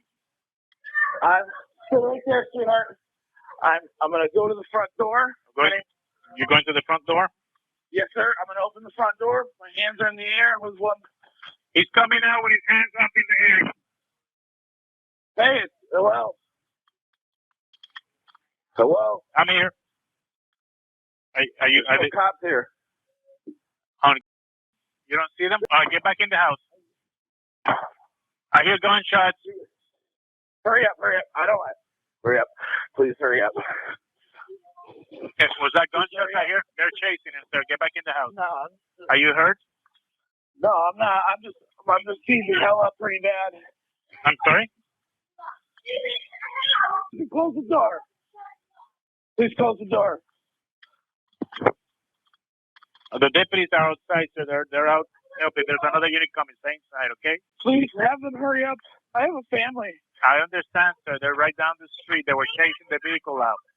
They knocked my son down. Do you need an ambulance? I need an ambulance to have my son looked at, please. You need an ambulance? Yes, please. All right. Now, what is your first name, sir? Where's your phone? I'm going on so I can hear. Hold on. Yeah, I can hear you. Okay, spell your last name for me. Excuse me? Spell your last name. The guy that broke into my house. Oh, he's outside? They pistol at me and Ashley and hit me and my son. I have a newborn baby, 3 months old. They said, give me everything. They broke into my house. I said, take everything I have. If you want, I'll bring you to the bank. I don't have any money. I just gave my rent. Okay, you stay away from the windows for me. I got deputies on your street, okay? Can you please hurry? They're in the area, sir. They're clearing the area, making it safe, sir. They're out there, okay? Okay. I was protecting my family. Danny, I haven't even started Pro QA because scene safety. I haven't even gotten near Pro QA. He's one of them being involved, yeah. Were you shot? Are you hurt? Are you hurt? No, just somebody in the front yard that I had shot me. Because he had a gun to my head. They stole my pills, my wallet, and my phone. That's my stepmother. They came to our house. They robbed her for her pain medication. Where's the person that was shot? The one you said was shot in the front yard? He's in the front yard. That's the guy that broke into my house and pistol at me and my wife and my son. Can you say he's in the front yard? Yes, he's laying in the front yard. No, sir, I don't see him laying in the front yard. Do not open the door. Do not open the door, please. Not yet. There, he's right outside.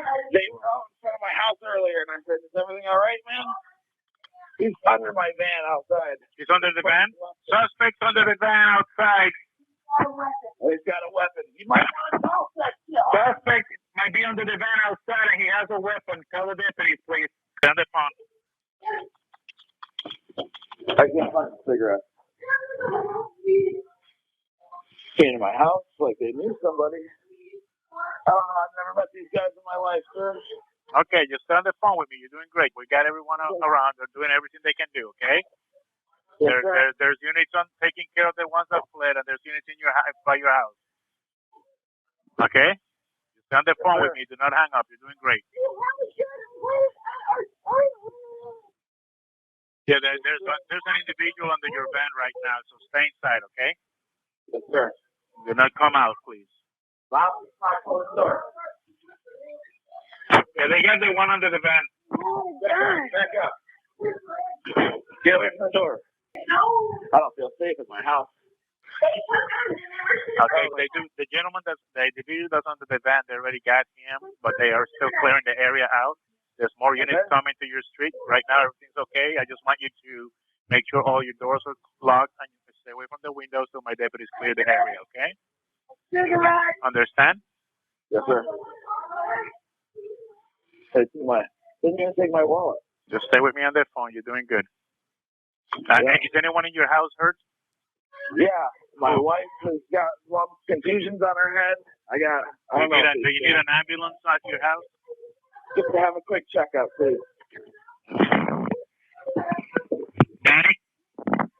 On the shooting in progress, he's requested an ambulance at his house to check on his wife. She got beat up.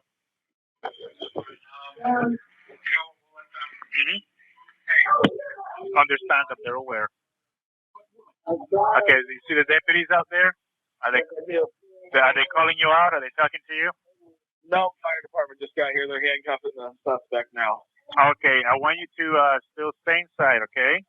Okay. Is it okay? Okay. Okay. Yeah, I just want you to stay inside till they take care of the outside, okay? Yep, not a problem. Right? And you put the gun away, right? Yes, sir. It's unloaded, everything. Yeah, I was ripped out of my bed, my son, and everything. I said, please don't hurt me. I have a child. How many suspects were there? How many suspects? There was 3 or 4. I couldn't really. There was 4. 4 suspects? Are they white, black, Hispanic? Hispanic, I think. I'm not sure. They're all Hispanic. Because I was so upset and I turned the bedroom light on and seen the one guy hitting me, so I hit him in the head, and all of a sudden this other guy comes out of nowhere with a pistol and he hit me with it. Oh, yeah. Okay, hold on a second, please. Stay on the phone with me. They're on scene. They were shooting at me. They were shooting at me. And he shot at him. He shot at him. He seriously, what did he do with the gun? I put the gun in the. I don't know. Are you talking to the deputies yet or not? They come to the door yet? It looks like a 9mm. Or. Have they come to the door yet or no? No. No, okay. Just want to make sure. Are they still out there with the other individual? So, how many got out? 3 left in the car? 3 left, and 1 is still here. He got. So he can't feel his leg. I think I shot him in the.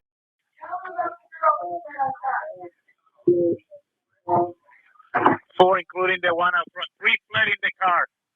Okay, you stay on the phone. Like I said, I got units in the area. You're safe. They're watching the house. Okay. No problem. I just don't want you coming out yet. I don't want emotions to go high. Yes. You guys robbed my house. Do you know any of the? You say you knew one of the suspects? I don't know any of these people. The guy was screaming out his name, saying, "Don't kill me! Don't kill me!" After I shot him, after he shot holes in my house. Mm-hmm. He was in my house. I was protecting my family. He was shooting at me, and I've already had 2 of my children pass away. You know what I mean? Not now. I'm just saying a couple years ago, and I can't handle my son being killed. No, you know? Yes, sir. It's understandable. They're currently trying to take care of the one outside. Once the scene is safe, they'll come and talk to you. But I want to keep you on the phone till they clear the scene. Okay? Yes, sir. You gotta clear it. Hey, can you do me a favor? Oh, me? It's mine. Can you grab me a pair of shorts, please? I know you're stressed out, but I need shorts. I'm in my underwear. You want to check your wife and your kid, right? Excuse me? You want fire rescue, the ambulance? I'm sorry? This is the way.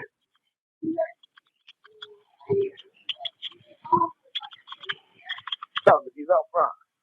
They came in quick. They came in and kicked my door open. I didn't even hear it, to be honest with you. That's ridiculous. Yeah, you're four of them. One got left behind. Here, behind you. Give me the sword. Go get the baby, please. I need a Let me know when you want him to come out. What's that? No, I was just talking to radio. Just stay on the phone with me. I was talking to the radio. Just stay on the phone. Like, they took the cigarettes. Hey, what's going on? Hey, I know who that kid is. Okay. You told me he's down here. I talked to him. You told me he's okay. Who shot him? I shot him. You shot him. Where's my house? It's in my bedroom. Okay, just leave it there. Somebody else in here? My wife and my child. Okay. Where did it happen? The garage? In here. Yeah, he already took the clip out and put it away. Sorry. So, hello? Yes. Yeah, they're in the house now, the cops. The cops are in there with you now? Yes, sir. Okay, I'm going to let you go, all right? They're inside. I'm going to let you go now, okay? Bye. Unable to get the necessary help at the time, the homeowner took measures into his own hands. He grabbed a gun and shot one of the intruders who were apparently after cash and prescription pills. The intruders, identified as Joseph Rich and brothers Michael Riverdis and Stephen Riverdis, were taken into custody after police arrived, including the man shot by the homeowner. According to Pasco County, the three men broke into the home in the middle of the night and beat up 3 adults inside. They also fired shots at the homeowners just inches away from a sleeping baby. The intruders then pointed a gun at the child, claiming they would kill the infant if they didn't get what they wanted. The homeowner said, "I'm at a loss for words, had to protect my family." Pasco County released a timeline that showed deputies were dispatched to the Fort Ritchie home about 3.5 minutes after the call. They determined that the transfer did not hurt response time, however the county said it would investigate the problem.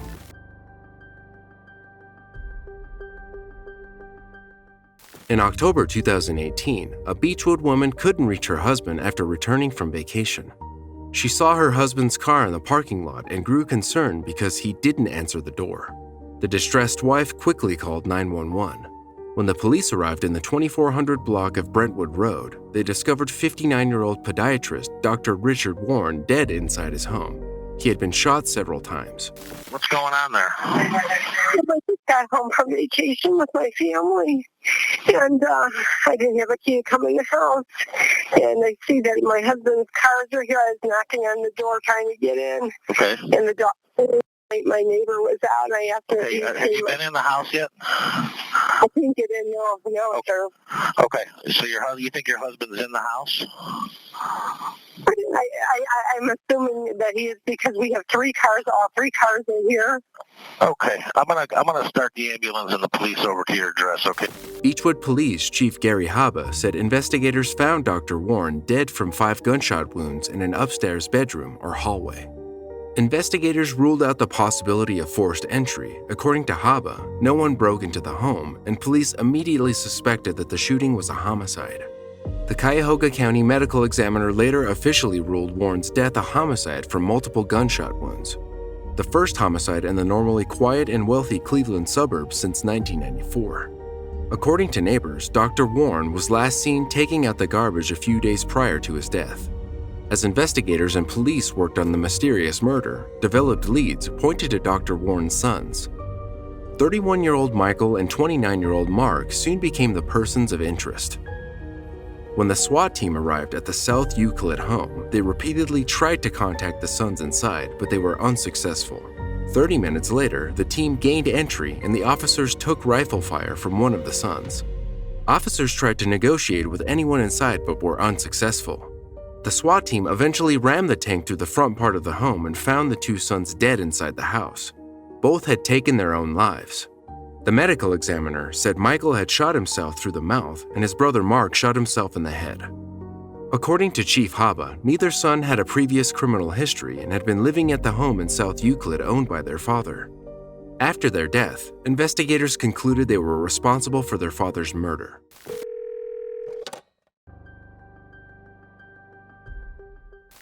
Terry Clark immediately recognized her daughter's phone number when it popped up on her 911 dispatch screen on October 17, 2022.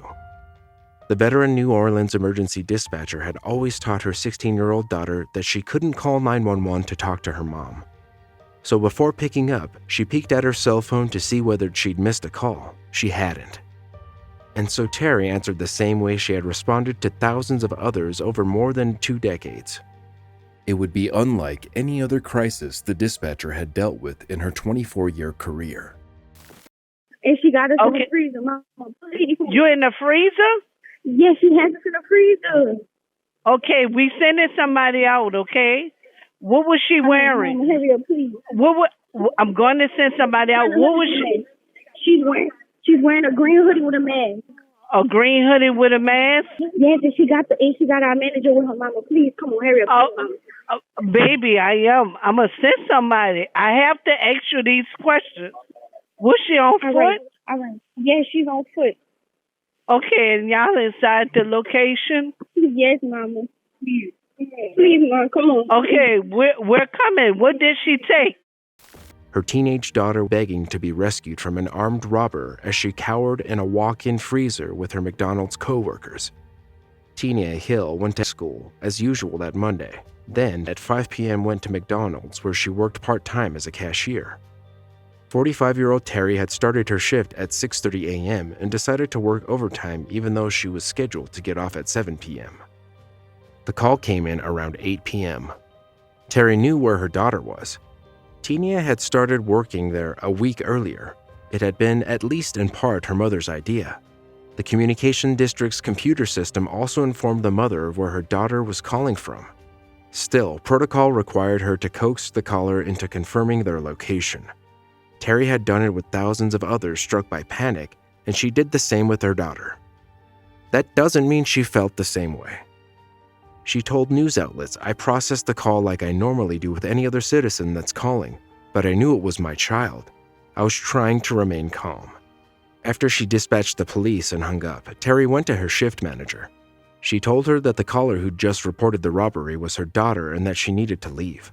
She rushed to McDonald's where police were investigating. Officers recognized Terry, told her that her daughter was okay, and let her know that Tina would come out as soon as detectives were done interviewing her. 20 to 30 minutes later, police cut her loose. Tina came out and Terry held her daughter. That night, the high school student struggled to sleep, and when she nodded off, nightmares tormented her. Tina said she's scared to return to work, and her mom worries about letting her do so. She hasn't been back since the robbery and doesn't like going places generally. The New Orleans Police Department did not respond to an email asking for updates on the case, but Terry said they hadn't notified her of any arrests. The mother herself was rattled by what happened. She said she considered retiring but was buoyed by coworkers insisting she did a great job. Most importantly, she said, mother and daughter have taken solace in each other. They've wept together, held each other. Tina said they're closer now, that she's found sanctuary in the safety of the person she trusts the most. Her mom said much the same. They're struggling, but they're struggling together.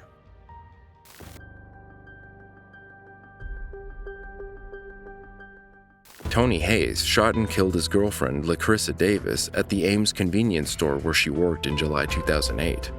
The killer then left the store on foot and then got onto a bike and fled. A female patron discovered the body and called 911. Emergency 911? There was a guy with a gun in the Casey's at Ames, and... Which Casey's? The Lincoln White one. How do you know that he has a gun? Because I can see it, and I just heard it go off, and now he's walking towards my car. Is it a shotgun or a short-handed gun? It's a pistol, and now he's walking back in. Walking back into the store? Yeah, the girl was screaming, like I heard shots, but I don't know. Stay on the line, you're not going to hear me for a moment. What's Casey's in I kind of don't want to sit here in case, Should we go, hide behind the building or something? Yeah, I know, but, if he tries to shoot us for saying him... Can you see what kind of a car he's getting into, or do you have a description of him? He's getting into a car. Pardon me? He's a black man. He's wearing a black baseball cap. He's got a white shirt with, a black vest on, and now he's running north, east, south, east. He's moving south? Now he's moving southwest bound. Southwest bound? Running back towards the towards the store. Okay, I'm hearing you and I'm hearing the guy next to you. What direction is he going? I'm horrible at directions, okay? Is he running south? He's going towards Arnold's Motor Supply. Is she okay? I don't know. I ran the hell away. Okay. Oh my God, she's bleeding. He's okay. So north of the Campanile, southeast-ish, like towards Gamers and towards, except the other. That's okay. Like That's towards okay. south-ish, that direction-ish. Okay. And you're saying this is a Casey's at 428 Lincoln Way? It's the only Casey's on Lincoln Shore. Okay, because you were mentioning the Campanile and things like that. Where are you that looking? was me just trying to get my directions. I'm sorry. Okay. It's the only way I know northwest. That's okay. Now, did he threaten the girl inside, or was he just kind of waving the gun? He walked in and he started screaming, and I heard shots, and I don't know. And when I went back to look, he just like get and he didn't point the gun at me or anything like that. But I didn't know what was going on, so I, ran. Okay. Who was the female, the clerk? Yeah, she was working behind the pizza counter. No, shit. Right, you need to come here right now. Do you know what? Are you outside then and you're safe in your car? No, I'm back in the Casey's. We came to see if she was okay because he just kind of ran off. Okay. You went back inside though? Yeah, we went back into the store. Where is she at? She's in the kitchen, laying on the ground next to the kitchen. Is she okay, or she was shot? She was shot. There's bleeding. Okay. There's like a shell sitting on the table. I got to put you on hold just a second. Who are you calling? I called 911. Dude, I don't think you're getting any jobs. You call 911? I called 911. I'm on the phone with them. You put me on hold. I'm on hold? Yes. Yes, thanks. At the moment. Lock the door. Look at that person in the kitchen. Are you still with me? Yes. Okay, I've got medical coming. Can you, try not to touch anything? Okay. Could I get your first name? Jennifer. Jennifer, okay, thanks. My name's Michelle. Ames, this is Story County. Yes. We're still on the line here. I got a couple guys in Ames. I'm heading over that area. Yes. Please, thanks. Okay. I'll disconnect. I let him know that Crippen's already on scene. Perfect. Thank you. Okay. Bye. Okay, yeah. Okay, you've got an officer there. Can you talk to her? Jennifer? What? Yeah, he just pulled up. Okay, can you talk with her and tell her what you saw? Yeah. Okay, thank you for calling in, okay? Yes, bye-bye. The female caller heard gunshots and saw a man leaving the Ames convenience store just before 4:30 p.m., discovered LaCrissa Davis lying behind the counter, dead. She contacted authorities as soon as she heard the gunshots. Hayes was spotted after the shooting, riding a bicycle in Nevada. When a Nevada officer stopped him, Hayes reportedly fired shots at the officer and drove away in the squad car. Police chased the 33-year-old on Highway 30 and used stop sticks to puncture the squad car tires, and the suspect drove into a ditch near State Center. When officers approached the vehicle, they found Hayes dead, reportedly of a self-inflicted gunshot wound. The Davis family reportedly struggled to accept the loss of who they described as a free-spirited girl. According to the family, the 27-year-old convenience store clerk had allegedly had a complicated relationship with her boyfriend, Hayes. The latter shot the woman multiple times before fleeing and later taking his own life. However, the family told the police that they did not know what triggered Hayes to shoot and kill Davis.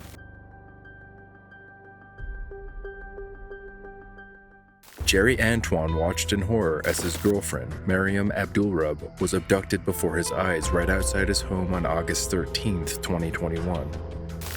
The Atlanta rapper, known as Rapper Germ, contacted 911 to report that he had witnessed a kidnapping. Hello, hey, I'm at 501 Burrow Street, and my girlfriend just got out of a car, and somebody just came and just kidnapped her and just left. Did they kidnap her and left? Somebody just left with my girlfriend. Where are you looking? Oh my! I'm at 501 Burroughs. 501 Borough Street. Southeast? Yeah. They just left. He was in like a Ford Escort looking type of car. What kind of car was he in? You said a Ford Escort. What color? It was like a Jeep car. Like a Jeep. So what? How did was she snatched? Was she? Bro, she just pulled up, and then I heard somebody here earlier.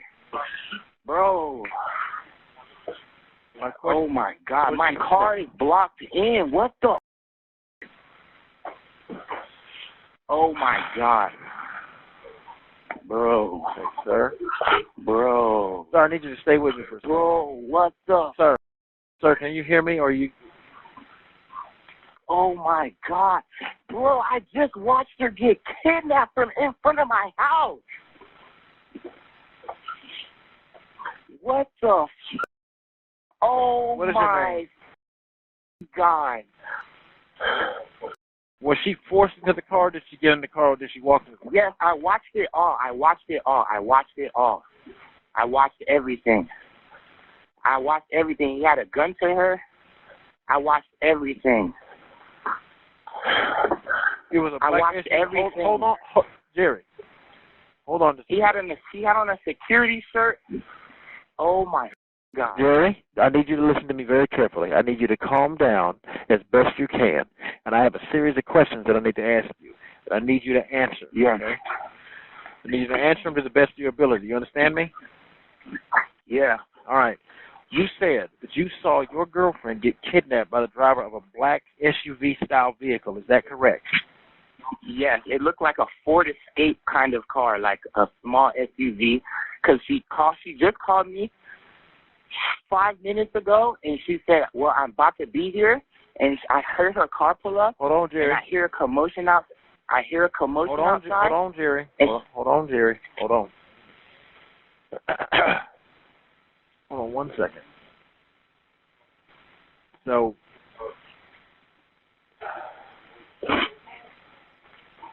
she had a gun pointed to her?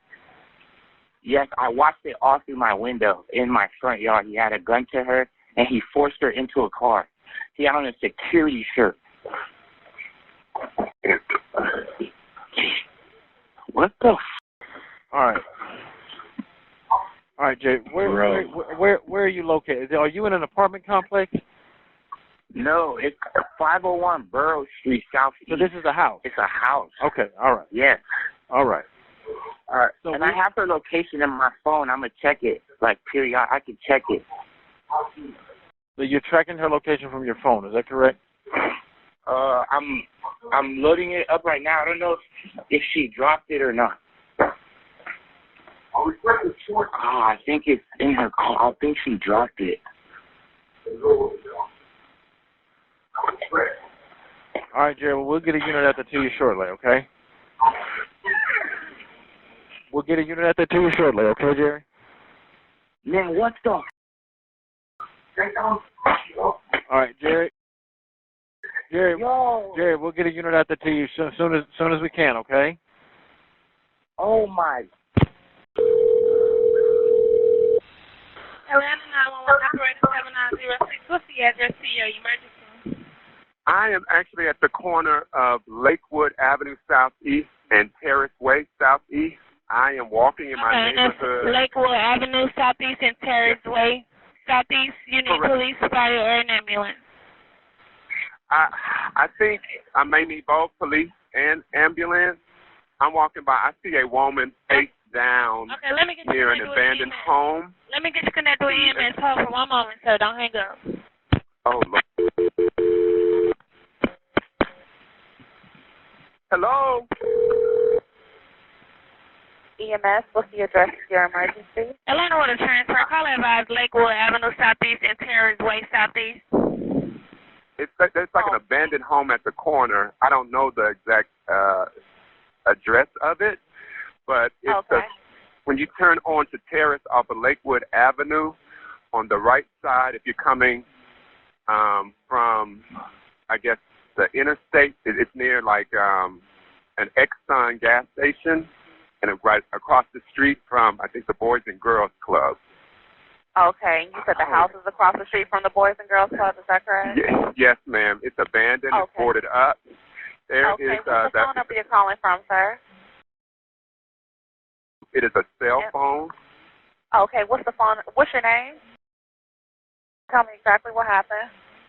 I'm walking my dog in the neighborhood. I actually live not too far from here off of Olive Street. And, Lord Jesus, I see a Caucasian woman face down near a mailbox. She is not moving. It looks like she has on black pants, some white checkers, tennis shoes, white tube socks, and what appears to be like a gray tank top. Okay, and are you with the patient now? I'm near her. I have not touched her. Okay. And how old is she? I don't know. She might be like a teenager or early 20s. I can't. Her face is obscured by like weeds, and that's what makes me think she's deceased. Okay. Is she awake? No, not awake at all. Is she breathing? I have not gotten that close to know. Okay. Atlanta, I'm 924. Can we go ahead and start firing PD? For nature unknown? Yes. Okay, I'm 7906. Okay, sir. Okay, hold for 1 second. She does not appear to be breathing, though. I do not see any chest going up and down, or even the back. Okay, did you ever hear her talk or cry? I did not. Okay, hold for 1 second. Oh, Jesus. Hold for 1 second, sir. Okay. And can you direct the emergency crew to her? Yeah. Okay. I'm sending the paramedics to help you now. Stay on the line and I'll tell you exactly what to do next. Oh, my God. Around her upper body and arms. Okay, sir. Reassure her. Okay. Hold for 1 second. Is she breathing, sir? No. Not that I can tell. Hold for 1 second. Lord, this is somebody's baby. Okay, and please tell me, why does she look dead?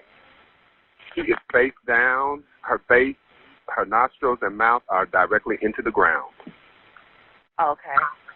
I don't believe she'll be able to receive oxygen. Okay. Her arms are like underneath her body. Excuse me? Do you think she is beyond any help? I do.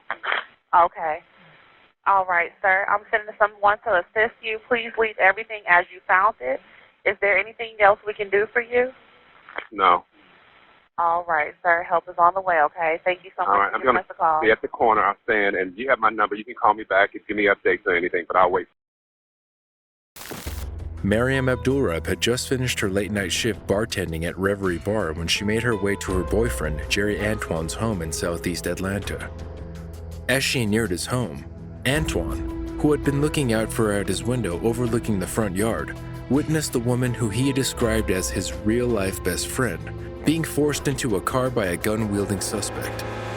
According to authorities, Abdulrab's body was found 4 hours later, a mile and a half from where she was last seen. The Fulton County Medical Examiner's Office confirmed that she had been shot multiple times. 27-year-old DeMarcus Brinkley was taken into custody by the Georgia State Patrol after a traffic pursuit that led to a crash that ended with Brinkley and another person being hospitalized. He was charged with kidnapping, murder, false imprisonment, aggravated assault of a deadly weapon, and possession of a firearm by a convicted felon on suspicion of kidnapping and murdering Mariam Abdulrab. Brinkley was booked into the Fulton County Jail and held without bond. Authorities have not commented on whether or not Brinkley and his victim knew each other prior to the murder.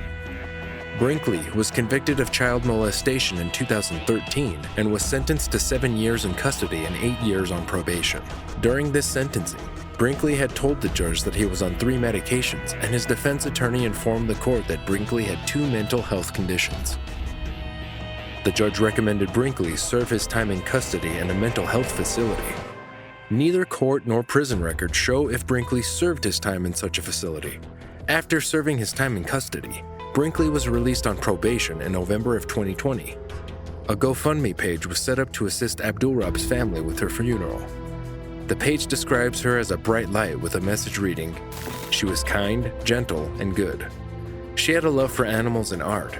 She was never boastful or unkind. She never had a bad word to say about anyone. She was an angelic soul who was a wonderful daughter, sister, and friend. We miss her dearly." Rapper Germ has paid tribute to his dearly departed girlfriend through various posts on social media, sharing his heartbreak with the world, stating how his best friend was ripped away from him.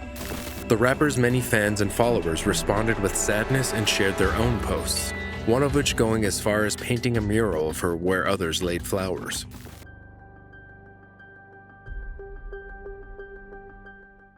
"35-year-old David Dunn was initially calm during a call to 911. While he told the operator he had shot his cousin, 39-year-old Joshua Nolan in their Warwick County home. The call was made on July 21st, 2019. 911.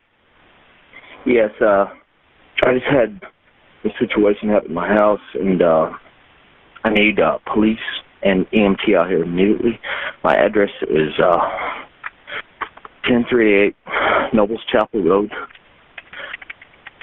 Okay, what happened? I had a fight breakout, and my mother was here, and somebody tried to, and it's my cousin, and I shot him. I shot him. I need somebody out here. Okay, what was the address again? 10388 Nobles Chapel. Oh my God. Oh my God. Oh God. I don't know. I can't look at him. I need to take him outside. I'm gonna take him outside. No, do not move him. Is he still breathing? No, I don't know. Okay, listen to me. My mom left. Okay, what is your name? David Dunn. Oh my God. Okay. I'm so sorry. You said that everybody got into a fight? No, he was hitting my mother, and I was just like, no. I'm sorry. Oh God. And you said that your mother left? He's not moving. I don't know what I can do. Okay, listen to me. Where is the gun? It's in the house here. I put it back up. I put it up. Okay. Because I don't have it out. I don't use it. I don't ever use it. Okay. You check him and see if he is breathing for me. He's not breathing, I guarantee it. Okay. No. Where did you shoot him? I think right in the face. Oh my God. No. Oh my God. Oh my God. Oh my God. And you do not believe that he is breathing? No. Okay. No.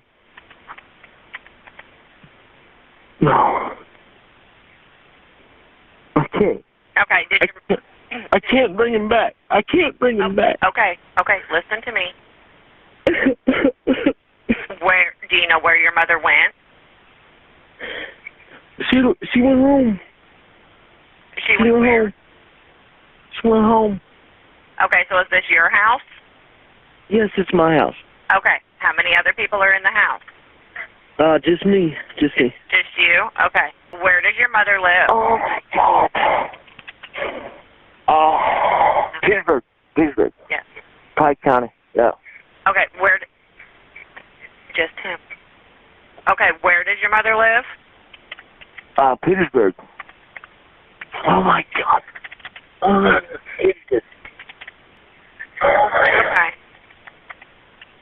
What is your mother's name?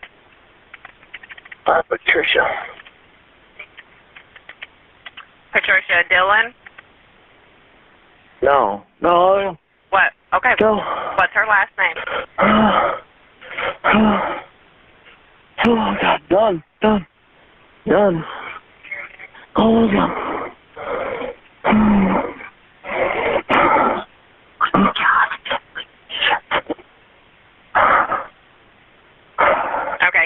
gun locked up in a safe, or where's it at? It's sitting right over there. It's where? I didn't want to look at it. It's sitting right over there. I just can't stand it. It's sitting out where? Right up on the mantle there. I never had to do this.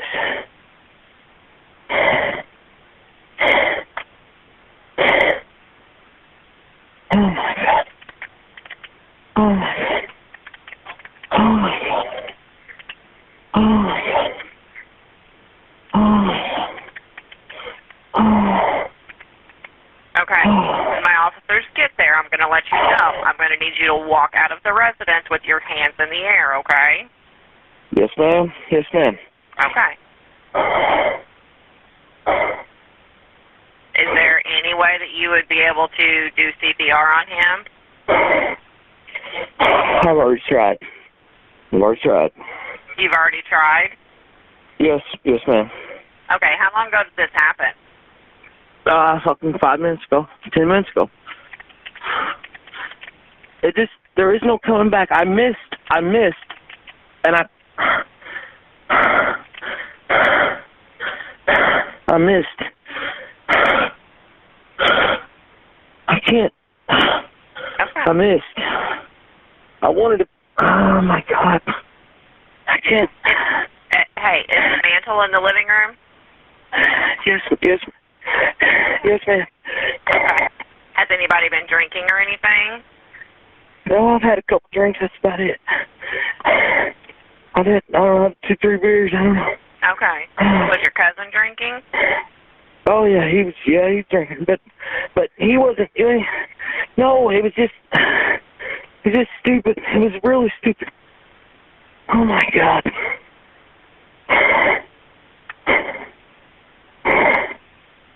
Oh my God.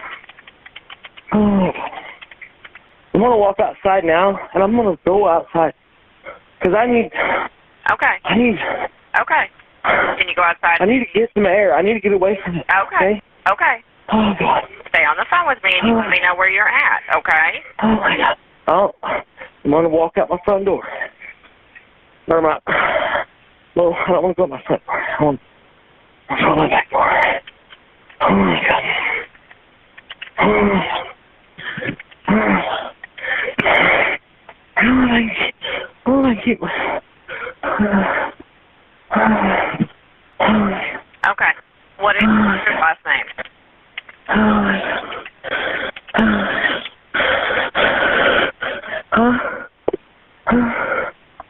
my God. David. David, what is your mother's last name? Done.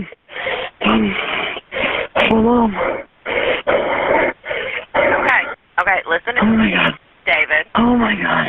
David. Oh my God. David, take a deep breath. David. I don't know what. David, listen to me. Yeah. Oh my God. Okay, take a deep breath. Yeah. Take a deep breath. I'm taking deep breaths. Okay. I'm taking deep breaths. What is your mother's last name, David?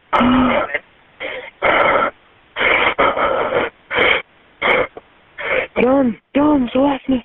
Done. Okay, I can't understand you. Done. Oh.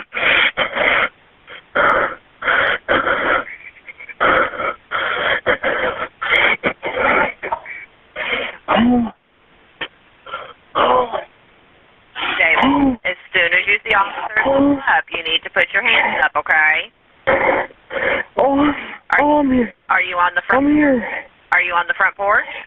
I'm on the back porch. You're on the back porch? On the back porch. I'm there. I'm waiting on him. Okay. I swear to God, please come help me, because I don't know what to do. I don't know what to do. I can't. I've got them en route, okay? Okay. Okay, Oh, God. What did you say your mother's last name was? Done. It's my mom. You said that your cousin was hitting your mother? He was throwing money at her. He was what? Throwing money at her. He was throwing money at her? Yeah. And he hit her.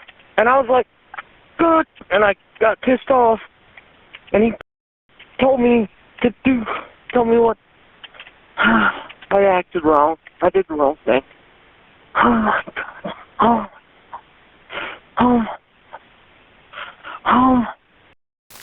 The two men and Dunn's mother were watching TV at the shooter's house on the night of the incident. All three had been drinking during that night. Their 35-year-old left the room briefly and told police that when he came back, he observed a look on his mother's face like something had happened. Dunn said he saw cash on the floor and asked what it was. Nolan allegedly told him Dunn's mother needed the money. He then picked up the cash to give back to Nolan, but said the victim threw the money back on the floor. The victim allegedly stood up and shoved the killer, knocking him into the wall. Dunn then reportedly picked up a handgun from a nearby shelf and shot Nolan in the head. After shooting his cousin, he told his mother to leave and then made the call to 911. The Warwick County man was charged with voluntary manslaughter as a level 2 felony. In Indiana, felonies other than murder are classified as levels 1 through 6, with level 1 felonies considered the most serious. The accused's bond was set at $10,000 cash, and after he pleaded for it to be lowered, his request was denied. However, Dunn managed to get the money together and was released on bail. In January 2020, his bond was revoked after violating it. The week before, police officials charged him for hunting deer, as well as the aid of bait and possession of a dangerous weapon, a crossbow. His trial has not yet started. In the early morning of Thanksgiving Day in 2014, a veteran Nassau County Fire Rescue Department captain got his car stuck in a ditch at 3:30 a.m., and county crews had to pull him out. A hunter discovered the public servant in a compromising position 3 hours later. 911, where's your emergency? Is this Nassau County? Yes, it is. Okay, I just want to make a report of I don't know if I'm calling the right people or not, Nassau County Fire Department person. Mm-hmm. I was coming to my hunting camp. He appeared to be drunk. He was in a white Tahoe, and he was having sex with a female in the entranceway to my hunting camp. Is he still there? No, he just left. I got the tag number to the Tahoe if you want it. Okay. Hold on. It's a white one? Yes, ma'am. It said on the side of the Nassau County Fire Department. So it's a battalion fire car? Yeah, I'm assuming it was. It said it on the side in big old letters, Nassau County Fire Department. No, he said he was in the car having sex with a female when he pulled up. Honestly, I thought it was a game warden, and I was going out to ask. And then I just kind of seen 2 pair of boots down there, so I went back to my Tahoe and kind of waited a little bit, and then he got out, and he seemed like he had a little attitude. Mm-hmm. He actually said something to you? Yeah, I asked him if he was all right. Mm-hmm. He said, yeah, are you all right? I said, yes, sir, I'm fine. I said, I'm just trying to get my hunt camp. Right. He said, well, just give me a minute then. So I said, okay. So I just kind of turned around, and then this is when he kind of started getting, like, aggravated. Right. And then I said, hold on. I said, well, listen, okay. I said, I'm not going anywhere. I said, I'm just asking you if you're all right. And he's like, you don't have to shine a light at me. And I was like, I'm not. You know, he said, I got plenty of lights I could shine on you. And he was stumbling. That's the reason why I'm assuming that he might have been under so you're saying he was drunk or maybe high? I'm assuming he's... Did he have on a fire rescue uniform, sir? Hello? When the dispatcher asked if the man was wearing a fire department uniform, the line apparently dropped and the tape ended. The call came from a man on Barber Green Road off County Road 121 in Bryceville, a mile from the Florida-Georgia state line. The person in question was a 14-year department veteran, Brian Edwards. According to County Manager Ted Selby, Edwards continuously denied the allegations. He was called into a meeting. Selby said, I told him I intended to take disciplinary action. He came in and asked, "Is there any other avenue to handle this?" I said, "If you want to resign, I will accept it," and he did so. I intended to terminate him. The investigation included statements from the county crew that pulled Edwards' Tahoe out of the ditch and others on his fire station shift, and the 911 tape. Selby said Edwards didn't discuss the incident with him, and in resigning, forfeited all of his benefits.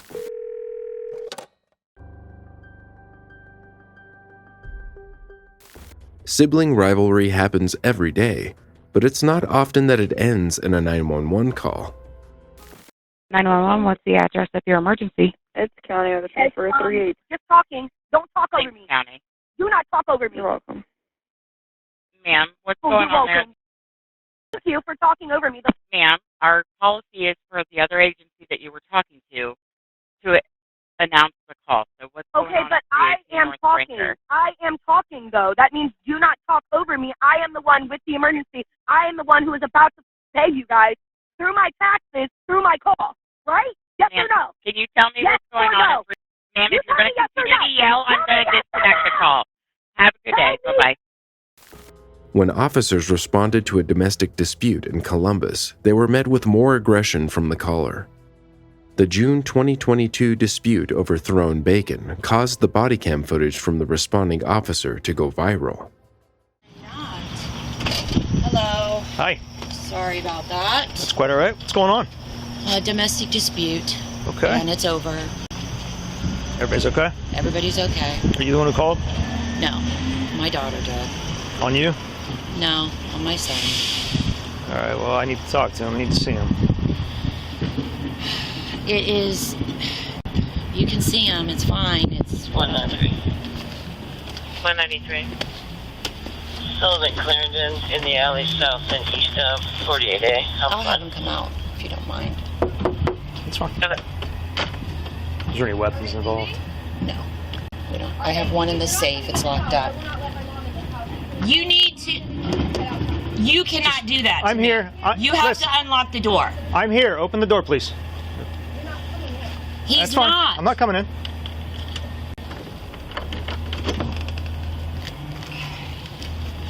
I'll be right back. Okay. Keep the door open. No, I'll shut the door. No, this is not an option. I'm going to stay right here, as I'll respect that. My mom said she'll be right back. That means you work for us, sir. I called you. Appreciate that. Okay, so can you put your foot... You are violating my privacy. I need to shut the door. Do you understand I'm here because you called? I called... So you made me your business, okay? Yeah, And well, all I then they wanna hung do- up on me, so... Listen, that wasn't me. Don't take that out on me. I'm only here to help, to understand what happened. And then I'm going to walk away if everybody's okay. It's easy. I'm not I would trying like to shut the door. I don't want you to do that. I want to make You sure I don't talk have to a you. warrant to come in my house. I'm not going in. Emily, stop arguing. You guys want to talk to me, please? I'm in Stop arguing. About what? Emily. Copy, good afternoon. What's going on? Please. Would you want to step outside and talk to me? Yeah, you can step outside so I can shut the door finally because he wants to violate my fucking privacy. Emily, No, stop it's so it. fucking wrong, dude. It's Emily, so wrong. this like, is no, the problem. We pay You him need with to our settle taxes, down. dude. Like, they need to She was respect being- us. Period. I know she called the cops because she was being really disrespectful. I threw away her bacon and I told her to leave. And then I got really upset. I picked up the tote, I dropped the tote, and then I went into my room. And yeah, she went outside and called the police. Is this normal? Unfortunately, it is. I'm not passing judgment. Please don't misunderstand any of this. I'm not. Is this what you're dealing with? Yes. Sometimes it's easier than other times, Yes. and right now it just kind of crossed the line. Yep. Did anybody put hands on anybody? No. Okay. It's just, it gets very... We all have different views on life, and we all want to live differently, and it's not happening. I respect all that. And I can't kick them out. They're my kids. I understand. And we're trying to all deal with this. How old is she? She's 22. He's 20, and she's 22. The caller, 22-year-old Emily's mother, says she can't kick either of them out because they are her kids. During the calm conversation, Emily came back out of the house to speak to the officer. I would like to say something. I like how I call you guys in a real emergency. This was a real emergency 10 minutes ago. Yep. But I like how I call you guys in a real emergency 7 years ago when my life was literally threatened and I'm like literally about to die. And you guys take an hour and a half to show up. I like how I call and I scream at you guys and then you show up like that. Like snap of the fingers. Can you please go in? 194. So I was here quick, and you're telling me to get lost. I mean, it can't be both ways. We're doing the best we can. I only came here to help, and you're giving me this. What can I do Good for job you? on 10 precinct. Since we have to go with CFD, 875 Wickwood, number 3 on a diabetic. I was fixing breakfast, and my brother throws all of my food away in the trash and starts screaming at me. So I just wanted to de-escalate the situation. It's de-escalated now. We're coming. Bye. Huh? Okay. So you're in a better place now, right? Walk away? You're in a better place now. My question would be, were you treating your brother the way you're treating us? Because that might have something to do with the problem. Y'all need to leave now. Well, guess who's in charge? Mom, can you tell them to leave, please? Good luck. Thank you. There's counseling available. It exists in the world. And I'm in it. Thanks. Bye. Okay. Okay, you don't have to be rude. All right. How old is this child? She's 22. Wow. For more True 911 calls, watch this episode next.